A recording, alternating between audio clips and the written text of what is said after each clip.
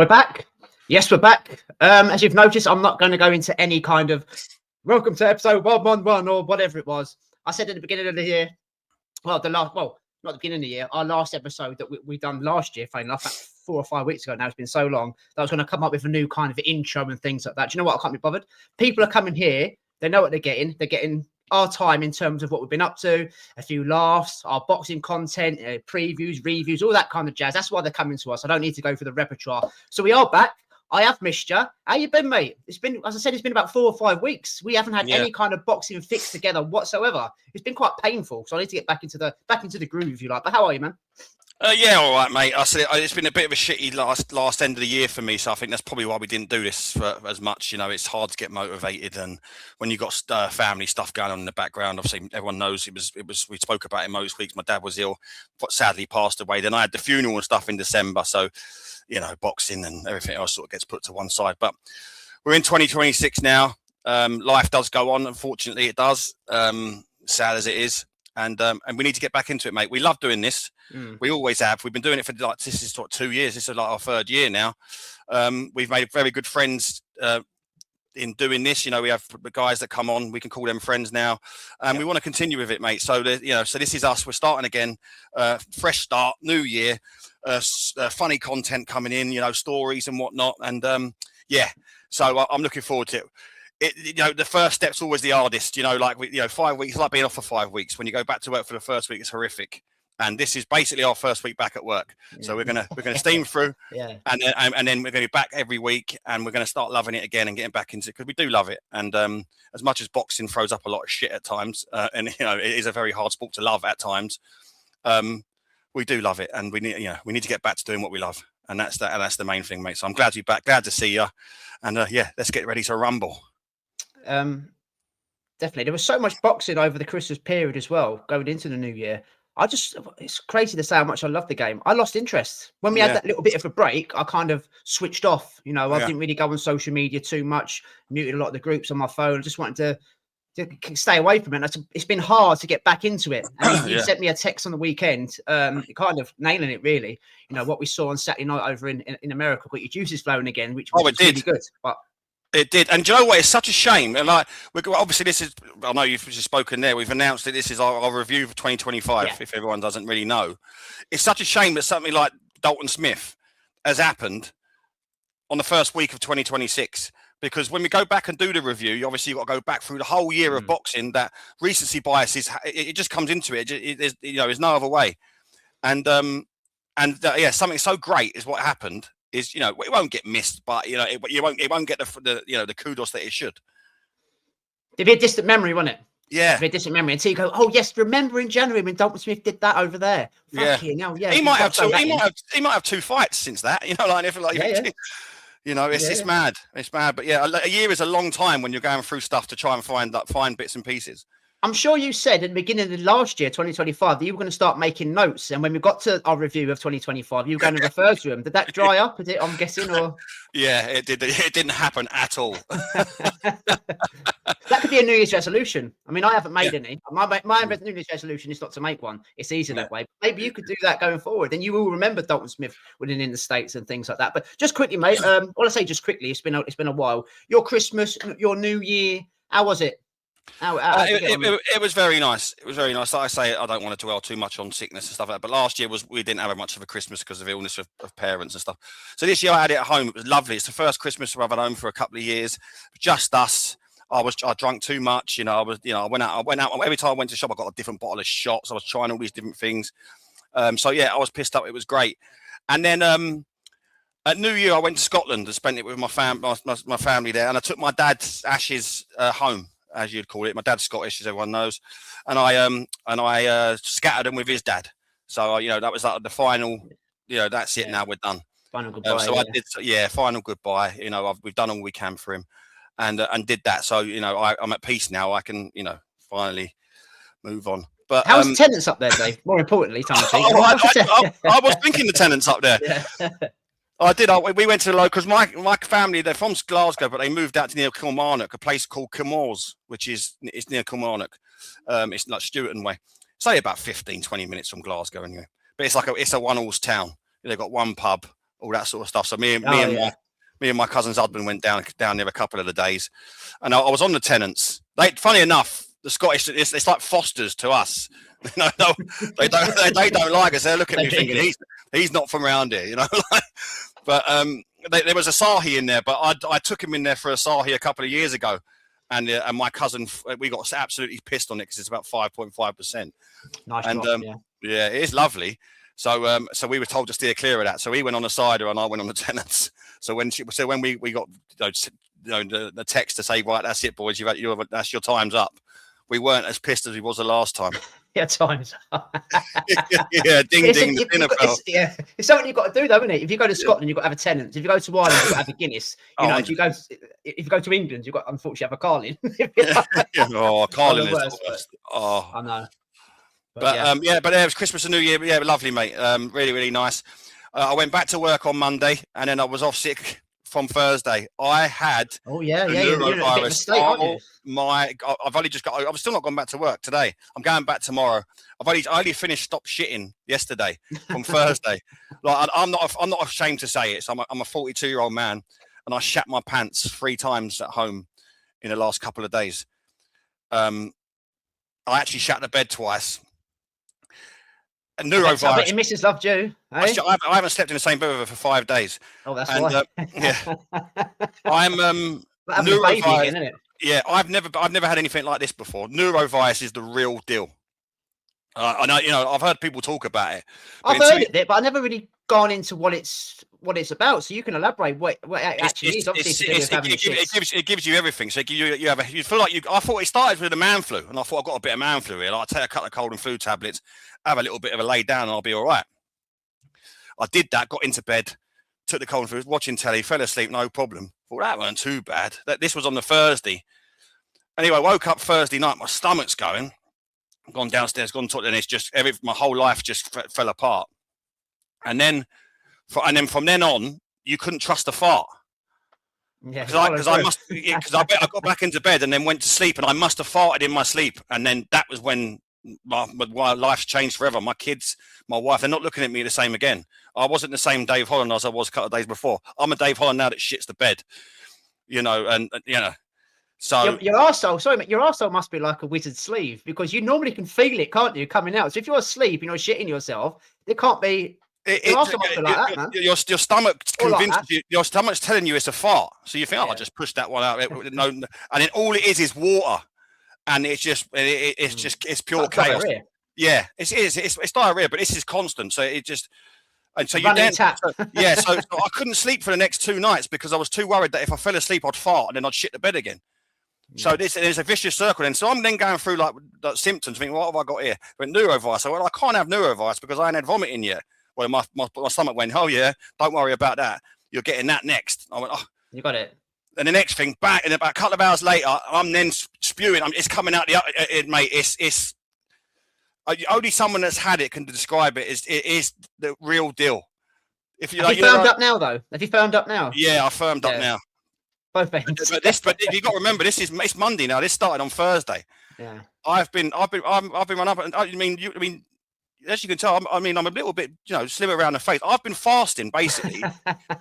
I've been fasting for fucking not by choice. Hours. Not by choice. No, by choice. But I had one piece of toast yesterday. That was the first time. That was yesterday morning. That was the first time I'd eaten since Thursday. Mm. And mate, it's unreal. It is unreal. That is. Lucozade. I like when we were kids. You only had Lucozade when we were kids. I bought Lucozade. I was trying everything. Get me a bottle of Lucozade, but that will sort everything. Funny enough, it done nothing because my stomach was like, no, don't try this shit with me. Yeah. But honestly, mate, like I say, if you wanted to go and wipe out a country and just do it on the sly, you just drop neurovirus in there, and people would that would be it. You could go in and do what you wanted. People would be fucked. Yeah, that'd be the next thing to come out Donald Trump's mouth, wouldn't it? Honest to God, mate, that takes the best man. And then what it does, it shames you as well, because it makes you shit yourself, and that's I mean, there's no more shame in that. Well, you could be running off on this podcast. How long are we going to do it for tonight? You could be dashing to the toilet every now and again. If you haven't completely firmed up. I'm over the worst of it now. Yeah, hopefully. But that's a killer, mate. That's a real killer. But anyway, what have you been up to, mate? It's a lot about me in a minute. I don't want that. No. I was going to say a bit of sad news. I wouldn't say sad as in depressing, but two of our sponsors, obviously, when you watch us here on YouTube, even on Spotify, you can watch us now. It's available there. Tegan Hands and Isla McNally are no more in terms of they're not established anymore because there's not a club anymore. Established Standard, like the reserve side, if you like, they're folded, man. They've gone. The manager left. I spoke about that a few months ago. There was problems with players not turning up, commitment. I think nothing's officials come out from the club. I think it's coming out soon. But if you go on the FA Player, they've been taken out of the league, and I know a couple of girls personally that have got different clubs already and are training, having trials at other clubs as well. So yeah, money well spent there, Dave. Yeah, so that's not great. However, I met up with Tegan last week, and I'm going to continue supporting. We are going to continue supporting her football career because she's like a hidden gem for me. She's a really good player. She's got a trial this weekend, this week. So good luck to her where she plays. Isla's thinking about having a break, which would be a shame because she had an ACL. So she was out for 2 years, and she's come back, and looks like she's going to pack it in. So hopefully she doesn't. I'll try and have a word with her. Just don't give it up. Good footballers, and they're very young. They're 20 years of age. You know what I mean? So they've got a long way to go. So I hope they just don't forget about football and walk away from it completely. So yeah, that's that. I came in yesterday. We will get to the boxing, ladies and gentlemen. I went out yesterday talking about sponsors, so I'll keep it briefly about sponsors. Our other sponsor, Abby Sivens, she's doing what she's doing over at Redditch. Went to watch him yesterday. Now we've had nothing but snow up here in the West Midlands.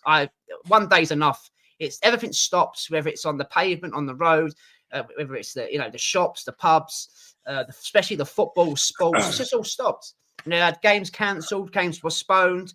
There was one game left yesterday to go and watch. Was Redditch United, who Abbey plays for, against Redditch Borough. It was the Rope-a-Dope derby. It was supposed to be our old sponsor, Daisy Clements, against Abbey. I got halfway to Redditch, and they managed to call it off about 11:30. So I was a bit fuming. Had to turn around. So I said, I don't drive, guys. Back on the train. Went straight down to Stourbridge Football Club. Got there at 12:30, Dave, in the afternoon, and left at 12:30 that night. Oh, Jesus Christ. Yeah. I'm on the old poison in a can all day today. I know you don't agree with them, but I've needed them. I've needed to sober up and do me notes with the pods and get cracking. Yeah. So yeah. So that's basically it, mate. I've more or less slept all through Christmas. Christmas is no different for me. Working in retail, ladies and gentlemen, you have 2 days off a year. That's Christmas Day and Easter Sunday. That was it. So I was so tired and just barely drunk, Dave. Barely drunk was unlike me, so I made up for it more or less yesterday. But let's get away from that now. Let's jump into our review of the year, our top threes, the Rope-a-Dope Oscars, we called it last year. I went back and had a listen to last year's episode, mate, and I made a few notes in terms of where we went last year and who we picked and what we done. So we're 30 minutes in. Let's crack on straight away with the old award show, if you like. Let's start with our top 3 fights of 2025, mate. Now, me and you spoke earlier on text, and you mentioned it briefly about how hard it is to remember everything that's gone on throughout the year, and I found it very, very difficult. Every time you pick something or you're going to give it an honourable mention, something else pops up and you think, fucking, I forgot about that. I forgot about that fight. I forgot about that KO. I forgot about that performance. Where does that fit in? So let's see how we get on. You start us off, mate. Your top 3 fights from 2025, starting with number 3, and why? Number 3 is Beterbiev versus Bivol 2. Now, that was a long time ago, but it was such a cracking fight. It was a close fight. For me, I picked Beterbiev in the first fight, and I gave my reasons why. But I thought Bivol was class this time round. I think he won it clearly for me. Even though it was a close fight, I could see how it wasn't as close, was it, this time? It wasn't as close, was it? No, but it was still competitive. It was still competitive. Beterbiev was in it, and it was a great fight. And it was 2 elite fighters having a rematch and delivered. And for me, it was an amazing fight. So I put that in there as my number 3 for 2025. Do you want me to go? Yeah, go on. You do my 3? Yeah, you go your 3 and I'll do my 3. Go on. Yeah. Now, don't get me wrong, and I hope people come into the comments and say, bloody hell, have you not mentioned this and that? Because I'm sure it's going to happen, because I searched and I spent a long time today going through bits and stuff. On the bar. Yeah. My number 2 is Abdullah Mason versus Sam Noakes. A cracking fight. Sam Noakes showed some heart, and and gave it his absolute everything. On any other day, he wins that fight. You know, against any other fighter, I believe. It just absolute elimination just showed his class in that fight. Showed that he was a level above. Skill set was a little better. Sharp shooting. Just absolute quality. And Sam Noakes fucking gave it pure Rocky sort of style heart. Yeah. So the mix and the blend of the fight just for me just made it a perfect fight. So that for me was number 2. And my number 1 is Callum Smith versus Joshua Buatsi. That had it all. You know, especially round 6. Everyone's got that. It's mad. Yeah. Round 6 was one of the rounds of the year. Purely for the fact that it looked like Buatsi was going to get stopped, and all of a sudden he pulled a shot out and put the Callum Smith on the back foot. I think it was a body shot. Just the fact it was a British fight as well, which for us is great. But it for me just had everything. It was back and forth, and and I don't think anyone sort of expected it to be as good as it was. No. It was a pick and fight for some people as well. It could have gone either way. People were like sort of talking like Callum Smith. Is he coming towards the end? We're not sure what he's got left. He's a very he's at light heavyweight. He hasn't really set the world alight. But actually, was supposed to win, wasn't he? Let's be honest. He was supposed to win. Yeah. For me, it had it all. I really enjoyed that fight. For me, that was my number 1 for 2025. The only thing that lacked was a crowd, wasn't it, Dave? Yeah. There was no one in the stadium to watch it, which was unfortunate at that time. And it was so low down on the card, where it shouldn't have been, The thing is that a lot of the fights would have had shitty crowds because a lot of these fights are in Saudi. That's kind of what spoiled it a little bit in terms of the event, if you like. I mean, that's a sellout at an O2, innit, or a copper box and places like that. That's the only issue with Saudi being involved. Yes, Saudi do make the better fights, but what the British boxing suffering for it badly.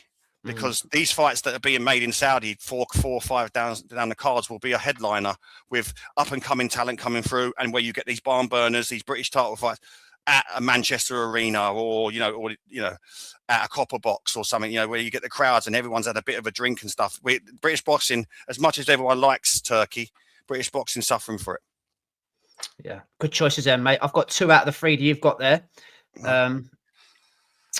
It pains me to say my number 3. I had to put it in with Conor Benn, Chris Eubank, number 1.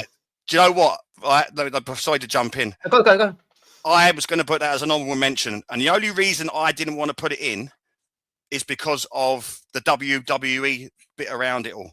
No, don't get me wrong, I was there. That made it, though, didn't it? Yeah. Yeah. But it was more free action. The fight was great. But I just feel like what I wanted to do, I wanted to put more of the pure boxing sort of fights in instead. So I can understand why you do it, because I did think about it as well. But but that event on its own is something to be discussed or be whatever. But yeah, I can see why you don't. And the fight didn't live up to it. The second fight wasn't so much, but the first fight certainly did. The first one, I actually put that in over Callum Smith and Buatsi because of the event. Because of the WWE, because of the fallout with Chris Eubank Senior, the coming in the car, the egg slap, the drugs, the way he was, taking the piss out of Eddie, everything just led to, and it was Rock'em Sock'em. It wasn't better be a Bivol, like you said there. It was complete opposite, but it was edge of your seat stuff. Sometimes you do crave for a bit of blood, guts, and Rock'em Sock'em, and just a barroom brawl, something you do crave for it, and that gave everything. That's why I kind of slipped into my number 3, because I did actually enjoy watching the fight. Number 2 is Better BF Bivol on the different scale. This is when you start watching boxers who know how to set their feet properly, who know how to throw a punch properly, set traps, angles, doing things that the normal run-of-the-mill boxer can't do. You are looking and you're watching greatness, elite, world-level boxing for the sport of boxing. And as you rightly said, mate, Bivol, it was a close fight. It could have gone either way, but I think we agree. And I think unless you're a die-hard Better BF fan, Bivol kind of done more than what was expected. He kind of changed his game a little bit. He boxed more. He didn't get drawn into kind of egos and trading with him. He kind of, not taking the piss is the wrong terminology, but at times in certain rounds, he showed he was a level above in that fight. And it's 1-1. And we all want to see a trilogy, because that's what it's all about. Better BF won the first one, Bivol won the second. 2 cracking fights. That made my number 2. And my number one was Abdullah Mason against Sam Noakes, as you had as well, mate. Yeah. It was done in the right way. It was 1 versus 2. They both got into positions that they should have been in. It was a vacant belt. How good is Mason? How good is Noakes? One of USA's best prospects, one of our best prospects. Put them together, and you got delivered that.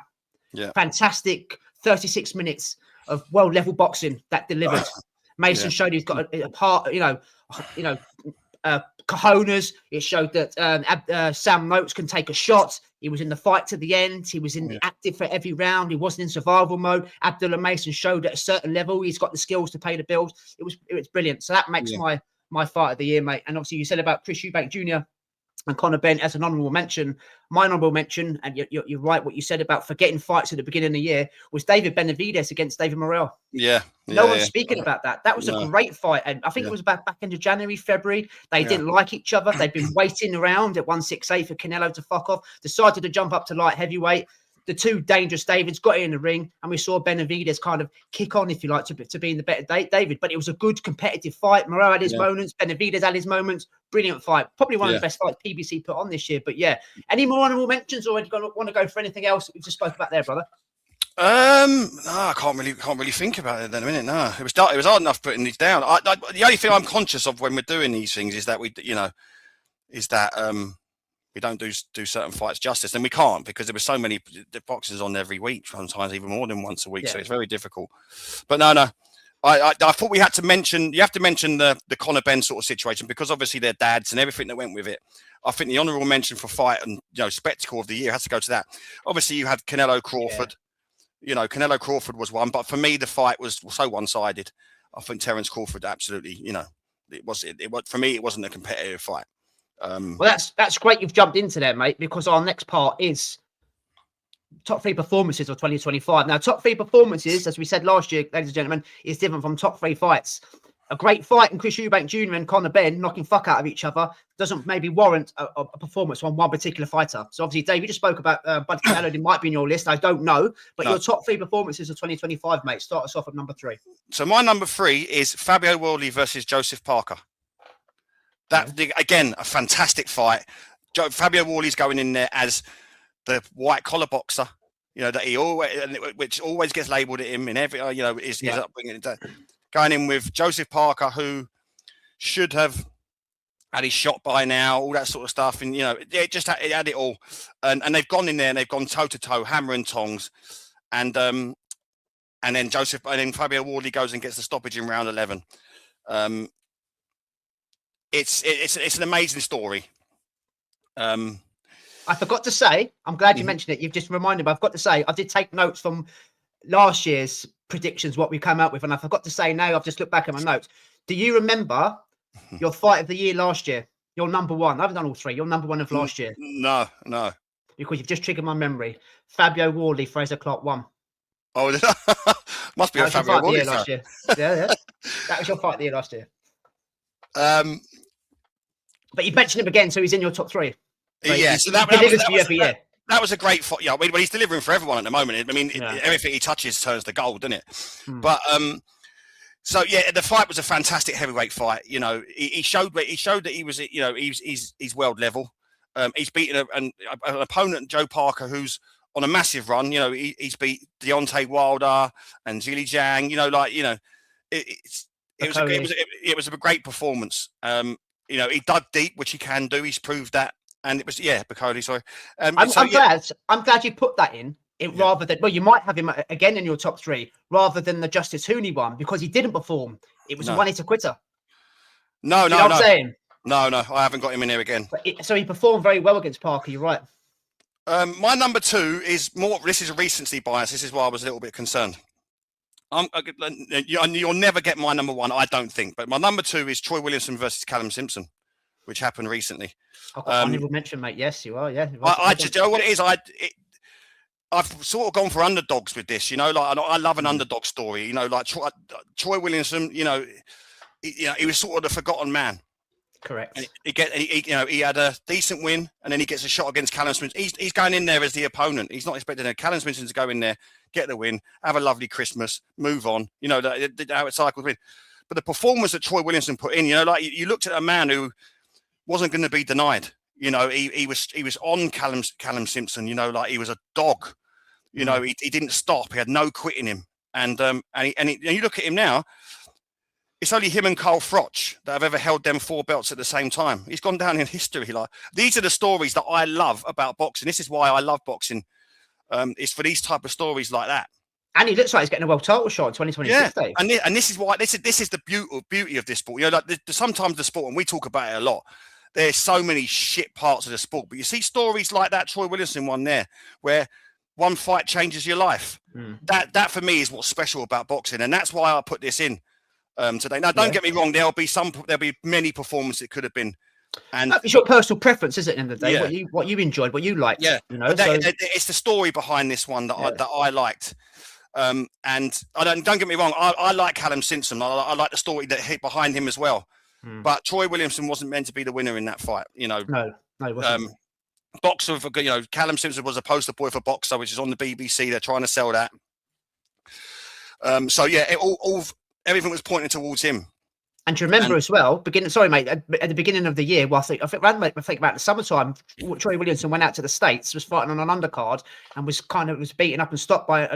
Was he stopped? No, I think he was beat when he was dropped a few times. Either way, it gets an unknown American, and you're thinking he's just been putting out as cannon fodder, if you like. Now, when you're right, he came back, won the English title, and then what happened on the Beeb against Callum Simpson? It's a great story. It's not a Rocky story because he's a professional boxer anyway, but had to turn your life around in the ring, and he's doing it, you know, on merit. And how one opportunity can change your life. You looked at it the way he went in there. He was like a man possessed.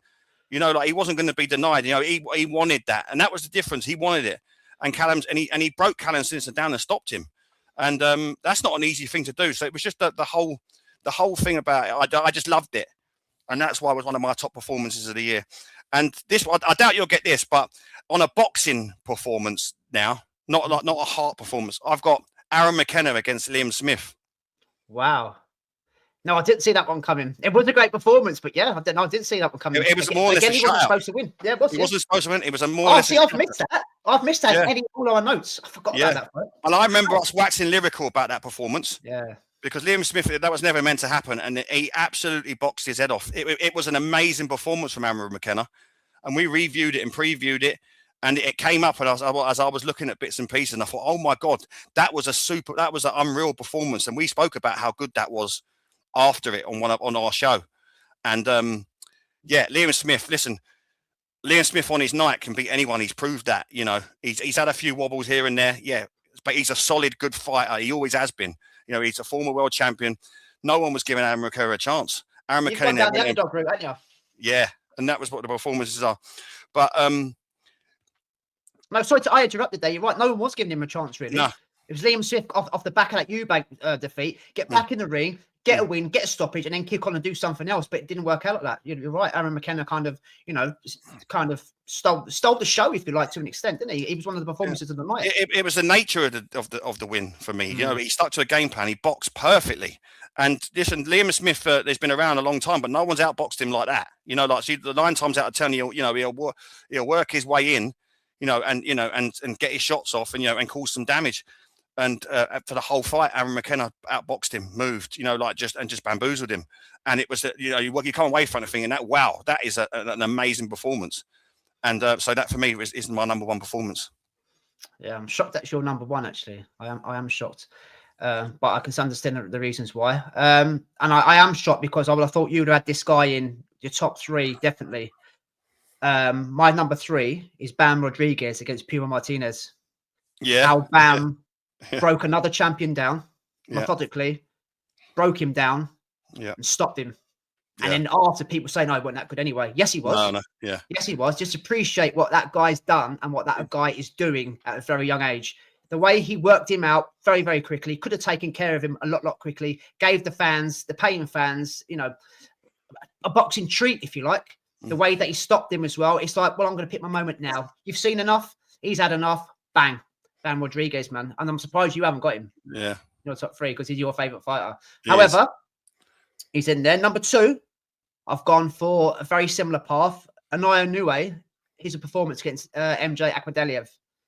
Again, MJ's the guy. If anyone's going to do it, it's going to be MJ. He's got, Uzbek power. He's the one. He's, against the Parles, he was unlucky. Ever since then, he's got him getting stoppages, he's getting better. Inoue's not going to know what hit him. Schooled him for 12 rounds.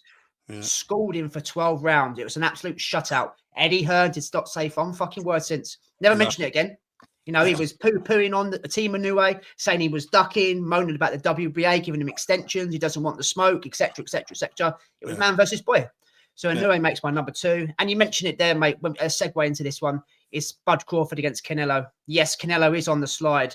And I do remember saying when we reviewed it, mate, that I gave Canelo X amount of rounds as well. I thought he'd just done enough here and there. Watched it back, and I was completely wrong. It was very, very easy for Crawford, jumping up 2 or 3 weights, whatever it was.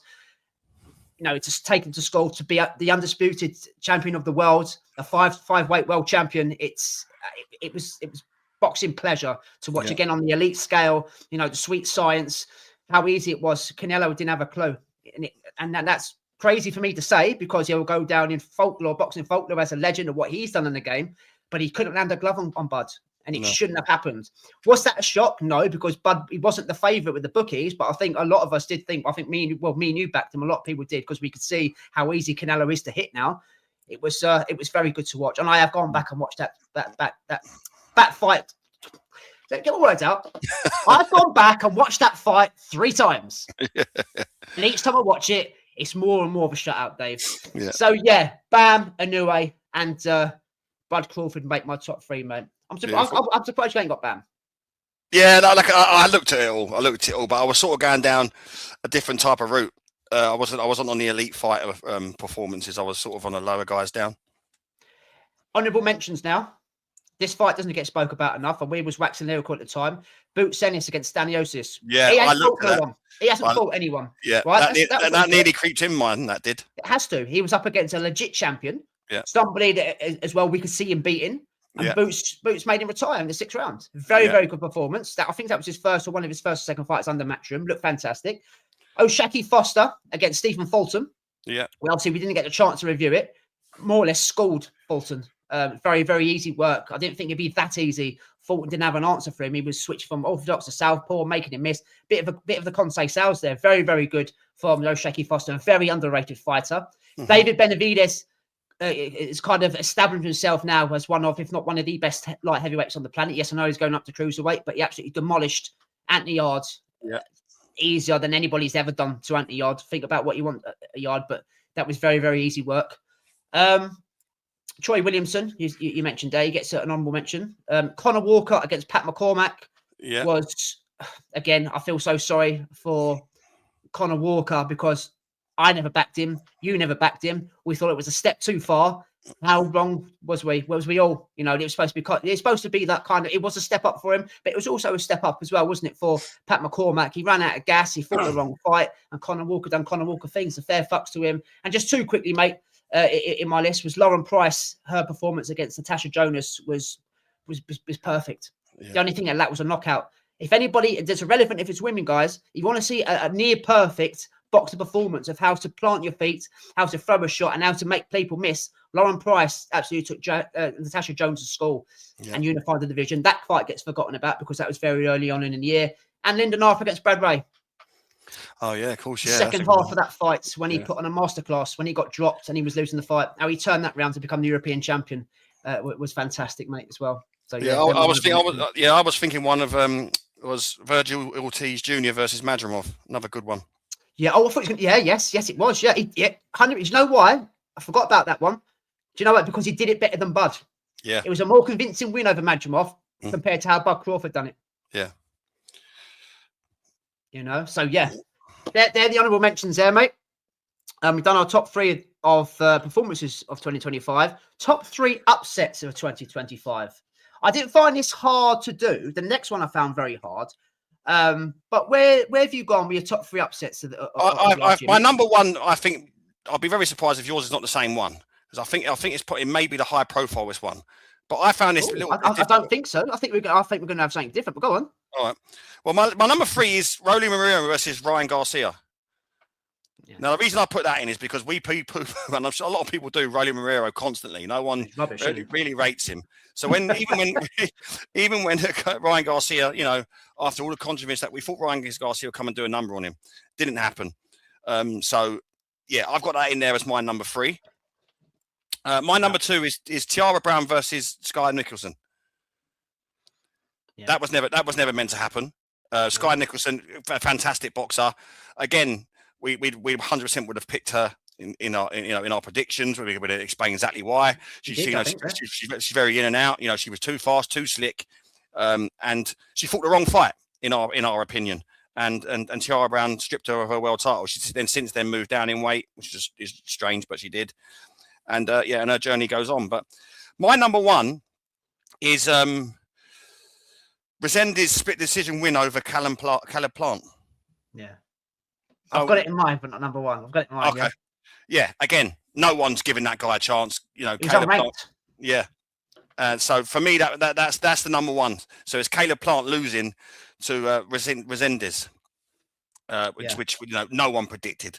So that was a complete shock. But So what's yours then? If you haven't got them ones in. Well, I've got Caleb Plant against Resendiz at number 2.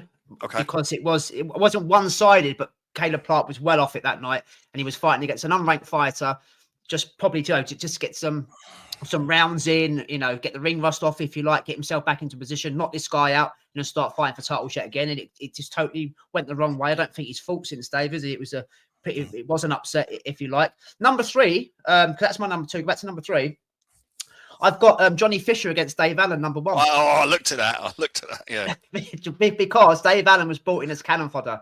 Yeah. It's a name on a CV for someone like Johnny Fisher, who's gradually moving up. This Atalma talk's long gone now because of what's happened since. Oh, could you imagine that now? Yeah. It was.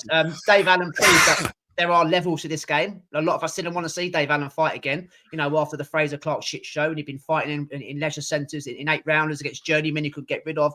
He's done, he's dusted. But again, a bit like Troy Williamson, you said earlier, he's kind of turned his career around, getting some paydays and getting more recognition. But I had to throw it in there because Dave Allen was supposed to get beat and knocked out that night. And it just wasn't the case. And they rolled it back, and Dave Allen stopped Johnny Fisher later on in the year. But my number 1, mate, you won't get this. And it's got to be mentioned. And it's recency bias, if you like, but it has to be mentioned. It was Chris Congo fighting in a village hall in December against a journeyman of 1-18. Yes, ladies and gentlemen, 1-18. This guy had never been past 6 rounds. Chris Congo is probably just earning a couple of quid. This was a village hall that holds about 100 people. And he got knocked out in the first round. Yeah. I mean, he couldn't make it up. Yeah. Journeymen aren't supposed. They're in there to survive. They're not in there to go and knock. I mean, don't get me wrong. Chris Congo's not a prospect anymore, but he's levels above this Italian guy that's based in the UK. He got knocked out in the first round. That's a major upset. That is. Yeah. How does Chris Congo come back from that? I don't think he does. He doesn't, does he? No. Like I say, journeyman. It's a detriment for them to win. I reckon he regretted it. Oh. Yeah, I don't think he probably didn't mean it. He thought, oh shit! I know. Get up quick. Yeah. I would never have pulled that one out, but yeah, fucking hell. As an honourable mention, you got Rowley against Garcia. I mean, that was an upset. I know Rowley was the champion, but it was the semi-final, wasn't it? It was supposed to be Ryan Garcia gets in there, becomes champion, and we do Devin Haney part 2. Yeah. And you put the mockers on it, if you like. And Conor Walker against McCormack again, Dave. That's an upset because that wasn't supposed to happen. Conor Walker was supposed to get schooled and possibly stopped. Yeah, it was the other way around. Yeah. I mean, and there'll be many more. And like you say, we'll go. Thanks for joining in. And then all these other fights will come. We're like, oh fuck, how did we not mention that? Yeah. So watch out for. I'm going to say Twitter. I'm actually bored of Twitter at the moment. I think that's a cesspit. It's very depressing. But we have to be on there because it's the place to go for boxing content. Anyway, let's keep it a happy vibes. Well, I say happy vibes. We're talking robberies now. Dave, I found this very, very hard. This one in terms of robberies because I don't think. I mean, correct me if you might have a ton of them here. I don't think there's been robberies I can remember that's been that one-sided and you've gone, he's been fucking screwed there. I've come up with 3, and there's a couple of other mentions as well. I'll start this one off. Yeah, go on. Of what I class as a robbery. So my number 3 Disagree with me if you like. I've gone for Paddy Donovan versus Lewis Crocker Part 1. Right. The reason I've gone down the robbery route is because this is why I found it very, very hard, mate. Paddy did get disqualified. He threw a punch after the bell and knocked out Lewis Crocker. Yeah. But I think sometimes when you look at referees not kind of sticking to the rules, and I know it's all subjective and it's down to their discretion and things like that, Lewis Crocker was getting beaten up. He was getting taken to school, and it was only a matter of time. I know we can't look into the future, but to kind of disqualify him for that, I mean, when Lewis Crocker was also doing it in the fight, there was, old man in between the two. There was points taken off. There was a bit of bad blood here and there. I thought it was a little bit harsh. Yeah. But robbery, I don't know. So, I struggle. So I threw that one in there, Dave. Tank versus Roach. I thought Roach, whether you think of Tank, we've discussed this on the podcast before. He's one of the faces of boxing, irrelevant whether you like him or not. He turns heads. People, pay to watch him. But I think Lamont Roach Jr. that night wasn't supposed to win, jumped up a weight class. And if it wasn't for the referee yet again, kind of not taking, taking a point off Tank for taking a knee, because of that hair gel, he would have won that fight. It was a draw. I think Roach done more than enough to win the fight. Nobody likes to talk about it because it's something that shouldn't have happened. It didn't happen. Let's move on. So I think he kind of got screwed a little bit there, mate, Lamont Roach Jr.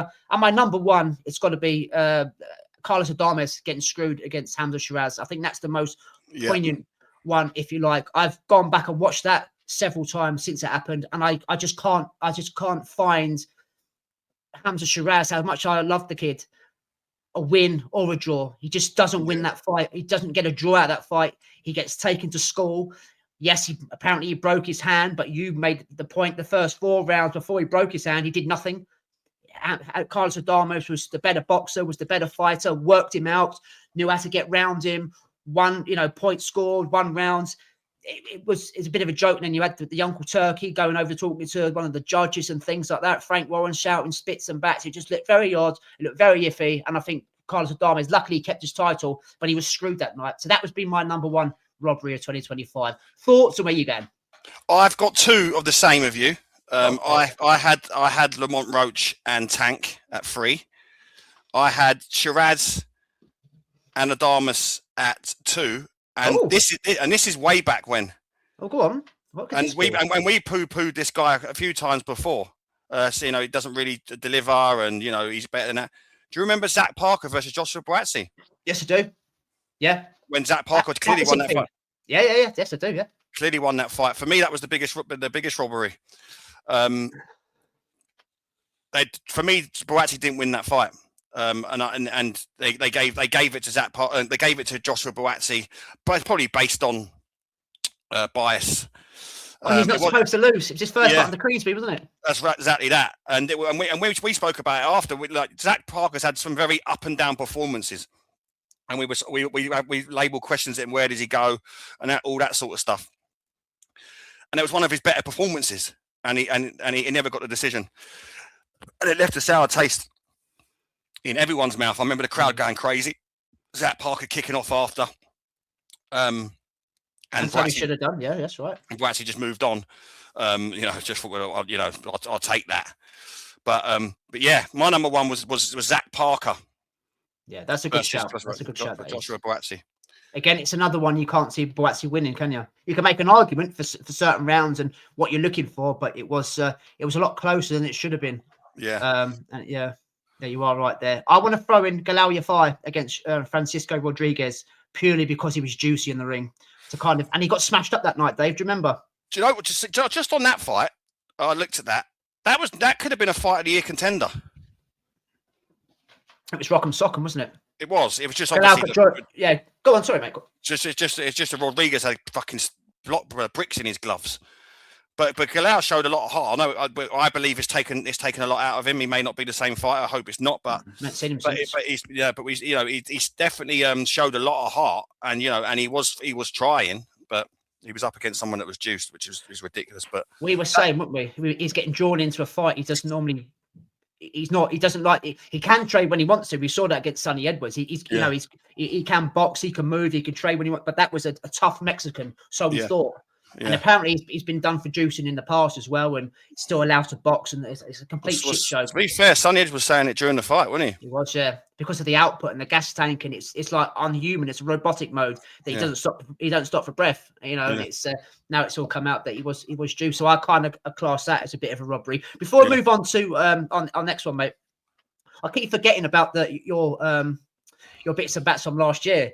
So the performances one. Do you remember who you went for performance of the year 2024? Not a chance. Daniel Dubois against AJ. Oh, okay. That was your performance of the year, 2024. The upset, your number one upset of 2024. Can you remember that? No. Jaime Munguia against Bruno Siraj. Fair. That was that. And your robbery of 2024. Can you remember what that one was? You spoke about it recently, and it still bugs you to this day. Oh, fuck no. It ain't Catchall. No. No, go on then. Sean McComb against Arnold Barboza. Oh, fucking hell, I don't. I'll be back on Twitter. That was yours on 2024, mate. Let's move on to the girls. Top 3 females of 2025. Where are you going and where? I've gone number 3. I've gone Michaela Meyer. She put in a fantastic performance against Sandy Ryan, and then later on in the year went on to become a free-weight world champion. That for me, that's nothing to be sniffed at. She holds 2 belts in 2 divisions at the moment, by the way. Yeah. So she needs to be mentioned. She needs to be in there. My number 2 is a little bit biased towards our show, but she became European champion this year. So my number 2, my number 2 is Jasmina Stapatochna. Just talk about the performance as well, by the way, because she made it look quite easy against Chloe Watson in the end. Chloe Watson, it was a fantastic performance. Again, she was the underdog. God rest his soul, Ricky Hatton was in Chloe Watson's corner. Everything was leaning towards her. She was the fighter on Sky. She was the one that everyone was wanting to win except us. So Jasmine has gone in there and actually boxed to an absolute game plan, and absolutely, we said it, bamboozled her. Just showed her levels, different combinations, and she made Chloe Watson look very one-dimensional. And it was a fantastic performance. Very frustrated, didn't she, Chloe Watson? Yeah. She started rushing in, and she was just getting outbox, counter punch from Jazzy. And you got to remember as well, since then, Jazz has gone over to France, the back end of France, middle of nowhere. I still haven't seen the footage, and and apparently scored this French girl in her own backyard to defend her European title. So yeah, exactly. And that European title's been on this show. So we love Jazz, and she knows that anyway. And my number 1 for this year, female, is Ellie Scottney. Oh, okay. She's definitely in the conversation, but I didn't think you'd have her as your number 1. Yeah, so she's impressed you then, Ellie? Yeah, she has impressed me. It's more the Catford shorts more than anything. Based on that. Yeah, no, she's a fantastic fighter. World champion. She's now signed with, she's with MVP. The future's very bright for her. I mean, I wish all the girls could get onto them because they're doing wonderful things. But in her last performance, she was just, she just boxed unbelievably. For me, she's got the lot. So for me this year, my fan favourite for females is Ellie Scottney. Interesting. I've got Katie Taylor at 3. Okay, still on the old guard, yeah. I've got, for the reason being, it's the third fight against Serrano. We've kind of the first and the second one. It can go either way. A lot of us thought Serrano done enough the first one. The second fight, still a good fight, but you're going backwards and forwards. The third one, I thought it should not this time. Serrano's got to win this time. Katie Taylor's getting older. You can't teach an old dog new tricks. She's slowing down. She's not what she was. And it was the most conclusive out of the 3 fights. I thought she was brilliant. Katie Taylor. Yeah. Absolutely brilliant. She's an absolute legend anyway, so yeah. Yeah. So that really good version of Katie Taylor since her prime day. So that impressed me. Number 2, Lauren Price. Only the one fight. The girls don't fight many times, but that performance over Jonas, I said it earlier, was I was in awe of her that night. Really, really good. Anybody hasn't gone and watched it, if you want to learn how to do the fundamentals well, do the basics well, hit and not get hit, go and watch Lauren Price against Natasha Jonas, and she became unified champion. You've got to remember as well, there was still jeopardy there. Tszyu Jonas is the end of, on a crest of a wave. She's on Indian summer. There's still something left, but it was, she got taken to school very, very easily. So she makes my number 2. And number 1, undisputed queen, 2 fights this year, 2 knockouts. No one's found a blueprint to beat her yet. Gabriela Fundora. Yeah. Yeah. They would have all gone into my honourable mentions. I think I'm doing a different route this year. I'm going for the lesser knowns instead of the old elites. Yeah, but you're making. It's about what you like. Yeah, it's about what you've liked over the year, what excites you, and you've given your reasons why. There's no right or wrong answer. No, of course not. You know what I mean? Yeah. So it does make sense. And last year, your female fighter of the year. Can you remember? Was it Fundora? It was Fundora. Yeah. So now she only makes it 3. How much changed in a year? I've got to the point now where they're that good. I'm bringing other people in. You know what I mean? I think Have you got any honourable mentions for the girls? I would have said all the ones you are. Your Lauren Prices. Go on. And even your up and comings, like the one you absolutely love, like your TMA Aitons. Yeah, they're coming into this. It won't be long before we're putting her in these sort of categories. I know she's new to the block, but she's doing everything right. Fran Hennessy. I looked at her. She's been very good. So there's plenty of them out there, and they're all doing wonderful things. I just put it's not their fault. I do feel for them, and we're a big advocate for female boxing. Is that I wish they'd be more active. I wish there was more opportunity for them. Yeah, definitely.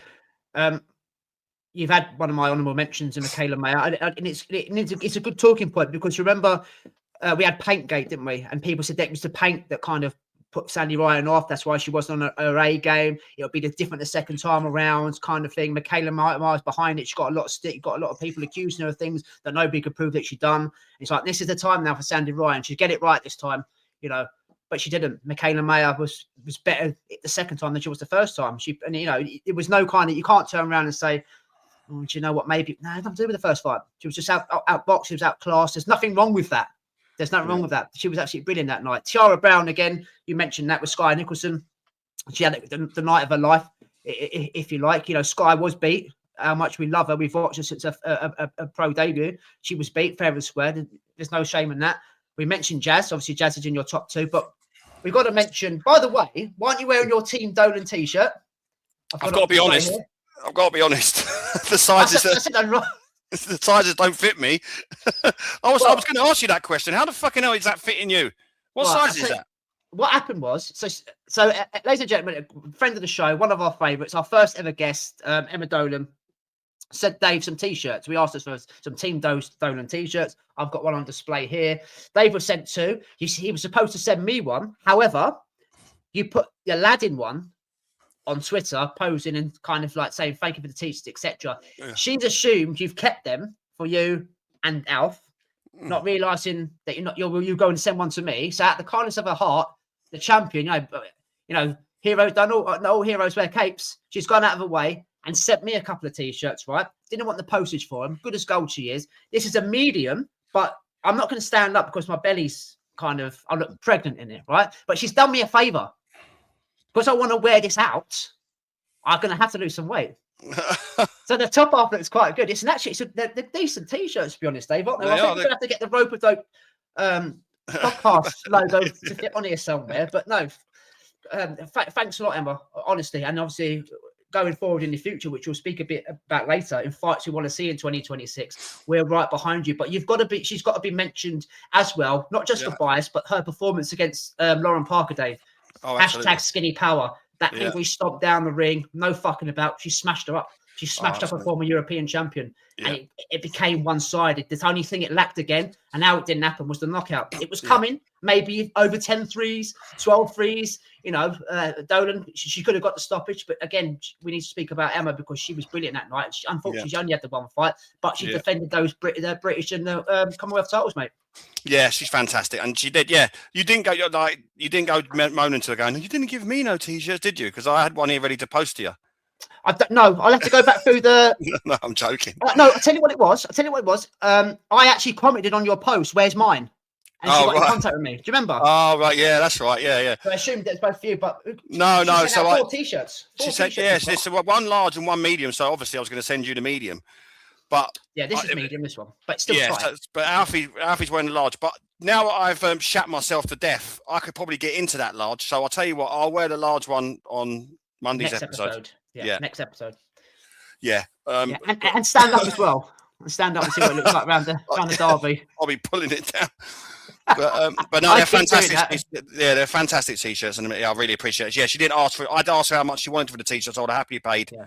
But she said no, have them. So no, fantastic. She's great. Not all heroes wear capes, man. I actually, I do. I thank this. I appreciate her and keep in touch with her. She's a diamond. She's a star. So is Jazz. But you know, the two girls there, they not just because we're biased, but from what they've done in the year as well. It had to be spoken about. Absolutely. On a female part, right? Now this one could go on for a long time. This was the hardest one of the lot. I've struggled with Rob Reeves. I gave my reasons why, but to pick a top three out of what we've seen in 2025, Dave, knockout wise, we've had some great knockouts with me this year. Yeah. Hey, some great knockouts, and we've nailed it down to our top three. Remember, it's not a mythical list, but it's a list that we've picked our best ones that excited us the most. And I've got to be honest, I haven't gone biased here. I've gone wow. Yeah. I've gone wow. I went by for one, and I thought, you know what? That one actually tops it for me, so I'm going to have to take him out. But right, go on, let's go. Top three. Your top three, there's going to be a lot of honourable mentions here. There really is. But your top three, the ones that got your juices flowing, the one that got you off your seat, mate, the one that said wow, and the one you keep watching over and over again. Top three. Start us off with number three. Number three, Obataya versus Nikita. Oh, we've got that, mate. Yeah, great knockout. Great knockout. I mean, the only problem I've got with it, I nearly didn't put it in, is because Obataya is knocking out opposition that's way beneath him. And it's not his fault, and we talk about it before every fight, but he puts them to sleep. It's very much like the Jordan Thompson one where he's just sort of on the ropes like, oh, fuck. When Obataya knocks you out, he knocks you out. It's it's boxing porn. Obataya's knockouts are boxing porn. Yeah. They are. I know. And you go, oh, but you don't want to celebrate too much because you want to make sure the guy's all right first. Yeah. That's the sort of knockouts that he does. He does, yeah. You know, so he's in at my number three. Yeah. This knockout is purely based on he was getting absolutely schooled for the whole fight, and he pulled out a Deontay Wilder moment and hit a howitzer, and now he's a world champion. It's my man, Fabio Wardley versus Justice Huni. Yeah. It was everything that was coming with it. He was losing the fight. He was down on the cards. Justice Huni was looking $1 million. He really, really was. And he's getting exposed. Let's be honest. How much you love Fabio? He's getting boxing wise. He was getting exposed. Yeah, and he had to find something from somewhere. And Justice Huni switched off for a second. He didn't need to. He didn't need to rush in and leave himself wide open. And head down, Fabio Wardley over the top. Good night, Vienna. And it was just amazing. The Ipswich Wilder, we were calling him straight after that. It doesn't need to go. It doesn't need to be winning in 12 rounds. He just needs 1 second, and he put his lights out, and that was amazing.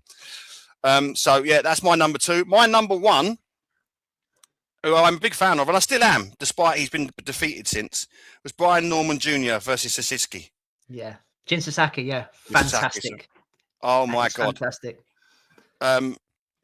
He wasn't able to do that.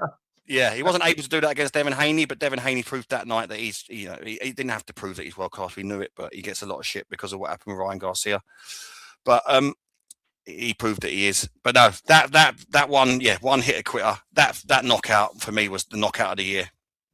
I believe, and don't quote me on it, when we reviewed it, I said it was, and I'm sticking to that.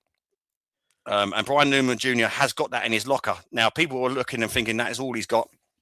I thought he had a bit more boxing about him. He wasn't able to display that against Devin Haney, but I still think he's improving all the time. Yeah. There's no shame losing to Devin Haney. It doesn't matter. Devin Haney's not Sasaki. Sasaki was sitting in front of him. Devin Haney moves. It's completely different. But the way he still had to set the shot up, and it was a peach. It was beautiful. Yeah. It's a beautiful shot. I've got that at number 3. Okay. Ryan Norman Jr. against Sasaki. It's again, watch it over and over again. It gets better and better and better. My number 2 is going to shock you. You may not have seen it because it was recent, but it's a wow moment, right? Now I had Yanni Beckin at number 2 against Ngazi. Right. That African bloke he knocked out. Yeah. 2 left hooks, bang into the ropes, knocked out, got up too quick when the fight was stopped. But I put him in. It was a fantastic knockout. but it got trumped by Frank Martin's knockout against Bartholomew. Have you seen that? Yeah, I have. Yeah. Oh, yeah. Again, a left hook, one hitter quitter. Yeah, I looked at that. Honestly, that guy. That was one of my honourable mentions. That one. Oh, it's brilliant. That guy. I'll tell you what, Dave. He's moved trainers now. He's been absent from the ring, got beat by Tank, knocked out. He's come back, very, very skillful. Is Frank Martin, probably underrated. He's with Buddy McGirt now. You go back and watch that fight. I know Bartholomew ain't been around for a while. Inactive 39x world champion, two-weight world champion, etc. So it's a good name to have on the CV. Sitting down in the shots now. He's looking nasty and he's looking spiteful. So there might be something, it's a good addition to the super lightweight division. It is Frank Martin. So be careful. But that was a very good knockout. And my number one, you mentioned Opataya. You went for David Nyika, which was a great knockout. I think the Sin Cara one's better. Yeah. I think the Sin Cara one is better. Again, fucking left hook, one hitter quitter. He's down on the floor. He's out cold. He went to hospital with a bleed on the brain. He looked dead. Yeah, that's right. And Opataya just looks at it with that angry grill. Angry side of stare, thinking, right, you're done. Who's fucking next? Yeah. Oh, absolute filth. And to be fair to Sin Cara, he was having success. He did. He rolled the dice. A bit like a fight we'll speak about in a bit when we get to it. Agit Kabayel's fight the weekend, his opponent rolled the dice, trying to get him out of there. He tried, and Opataya's like, no. You hurt. He didn't hurt him. He rocked him, didn't he? I think it was the fourth round, pushed him back. Jaya held on for a bit, but again, exquisite, beautiful, one hitter quitter, boxing porn. They're my top three, mate. Your Wardley Hooney is on my honourable mentions, as is in your top three. Dave Allen knocking out Johnny Fisher. Yeah. Again, remember, this is knockouts, people. This is not so much performances or levels. These are knockouts. Hunter Shiraz against Balanga. I know Balanga kept getting up, but he finished the job. Gassiev against Pulev, Dave. Yeah. Oh, that was a great knockout. Yeah. That was a great knockout. It was well measured, right on the chin. Bosch, he'd been looking for that left hand all night. Really good. Virgil Ortiz Jr. stopping Lubin on his feet. Yeah. Boots Lima the week before. Usyk and Dubois. Another great knockout. The reason why I didn't mention that one, because it's like Daniel taking a knee. It always bugs me, even though I'm a massive Usyk fan, that as soon as it's called off, Daniel gets over the corner. Yeah, he does. He does look like he spews it. He gets people question marking him. Definitely, man. Obviously, Bam's knockout against Martinez. We love a body shot on here. Yeah. Conor Walker against Harry Scarf. That knockout, he was on his feet, but he was looking for that. He rolled the dice. He tried to get him out of there. Kabayel against Zhang. I mean, these kind of knockouts aren't one hit or quit. It's not wow moments, but he broke him down and stopped him. Zhang is Chinese, but he ended up all red, didn't he? All his body was marked the fuck. It was good tactical boxing from Kabayel. And Craig Richards knocking out Dan Aziz. It pains me to say, because I'm a massive fan of Dan Aziz. God, that was filthy as well. Yeah, his gum shield come out the lot. So I mean, there's loads. There is loads to talk about. Any other ones you want to throw in there, mate? For fantastic knockouts. No, I think you've covered them for me, mate. Yeah, really, really, really good, mate. Do you Moses Tuma's two knockouts as well against Balogun and Dillian White. You've got to throw them in there as well. That one where he steamed forward and caught him on the way in. Yeah, that was another beauty. Yeah, we haven't spoke too much about Moses. I know he's only had 2 fights, but he's doing what Moses does. Do you remember yours from last year? We both had the same knockout of the year. No, it was pure filth. Someone else that had to go into hospital with a bleed on the brain. He's okay now. Oh yeah, that's right. It was Lopez. Angelo Leo knocking out. Lopez. Yeah, Luis Alberto Lopez. Yeah. So that was ours. From 2024. Right, fighter of the year, mate. Not top 3, it's just our fighter of the year. 2025 has been a big year. There's been big events, some big fights, titles changing hands, big knockouts as we've just gone through. But only one can be your fighter of the year. And why? Who have you gone for? And I based this on, and I can't look any other way purely because of how active he is. We ain't got the same, have we? I've got Naira Inoue. Yeah, and I have. Exactly the same. Yeah, it has to. I didn't. It's not that I don't want it to be him, but why? Why though? It's just that he's obviously he's great. He's elite. We wax lyrical about him all the time, and he is. He's everything. But it's his activity for me, mate. He fights 4 times a year. He's always there. He's always putting on fights. He fights whoever puts in front of him. He don't duck anyone, despite what fucking Eddie Hearn's saying. He goes through them all, and it's activity. Takes on all comers, Takes on all comers. You know, you've got the Bud Crawfords and all that. Yeah, it's fantastic, but they fight once a year, mate. So you can't overlook Naira Inoue. And he's done it again last year. He's fought 4 times a year, 4 wins, looked fantastic, $1 million in every fight. And it's just, it's just for me, mate. My fighter of the year is Naira Inoue, without a shadow of a doubt. Not even close. Snap, mate. Absolutely. Everything you've just said there. 4 fights, 1 a season. 4. You've got to remember as well. These are 4 undisputed titles he's defending. So he's defending his undisputed titles 4 times this year. He's very, very active. He takes on all comers. Yes, the Korean was unranked and things like that. But you go back and into the archives and see the Mike Tysons, all these kind of people fighting, nearly double figures a year. 4 doesn't seem enough. But you just said that Usyk, Canelo fights twice a year. Bud Crawford once a year. It's not enough. It's not enough. It's the manner he's doing it as well. Dave. Remember, he got put down by the Mexican kid dropped him, and he's not used to that. Yes, he was knocked down by Neary. He gets up, he's composed, he takes a bit of time, then you poke the bear, and he goes and destroys them, or he just outpoints people. David Picasso, the fight we haven't obviously spoken about because it was back end of the year. I mean, people were poo-pooing him, saying because he hasn't knocked him out. So he's won every minute of every fucking round. Just appreciate what you're watching. He's not going to knock out everyone all the time. No. But he's boxing people, he's schooling people. Enjoy it, and there is nobody else that can, for me, win that title this year. Because I think activity just trumps everything. Bud Crawford against Canelo, very, very easy. One of my performance of the year. But as a fighter of the year, being active, taking on all comers, put yourself out there. Always in the gym, always ready. Don't care who it is. He hasn't done that. I know he has. The thing is with Inoue as well, like you say, so he's fighting every 3 months, right? Based on average. It is, yeah. Some fighters have 12-week camps. He's not, I mean, I know, so that man is constantly training and fighting. And I mean, how many years has this been going on? He's been fighting 4 times a year for how many years? Yeah. It needs to be respected, man. No one else is doing it. That's for sure. So, and like you say, he's fighting. Yes, people do talk about some of his opponents, but he can only fight what's put in front of you, and he does. He ducks no one. He takes on anybody. Yeah. Anybody. And do you know what he is good for? Like, he's good for, like we talk about people holding up divisions and stuff like that. He's not doing that. He's not holding up belts. He's not sitting there like the Charlo brothers for 3 years and doing fuck all. He's giving fighters opportunities to fight for him. Whether you win or not, that's another thing. But it's not. He's great for his division. He's great for the sport, and he needs to be rewarded for that, and he does. That's why he's my fighter of the year. He's not holding it up because he's not sitting there on belts. He's saying, right, I've just defended, I beat you. Right, who's next? 3 months' time? Okay, I don't need to have it, Cam. I'm constantly in the gym. There we go. Yeah. So he's the model pro. Last year we were saying about Usyk. He's the model pro, mate. It really is. So yeah, I didn't write down who we had for. I think we both have Usyk last year. I'm sure we both had Usyk. Yeah, I think it's so because of the Fury fights. Because of the Fury fights, that's right. So that was our fight of the year for 2025. Let's jump into our prospect. A little bit of a review of our prospects from 2025, who we went for and what they've done. And we pick our prospect going into 2026. I mean, I'll stop this one on, Dave, because you haven't had a great year in terms of your prospect. But mine is obviously anybody that's been listening on a regular basis was Emiliano Vargas, who I just spoke about activity. He's fought 4 times this year. He's had three KOs. He's now 16-0 with 13 knockouts. He's doing everything he's supposed to do. I don't want to keep going on about the same thing about how he looks. He's got the Vargas name. He's good on the mic. He's got a lot of fans. He's just like at the moment, he's like a little bit of a pin-up. Not too many people know about him outside of the boxing community, but they're building a profile for him.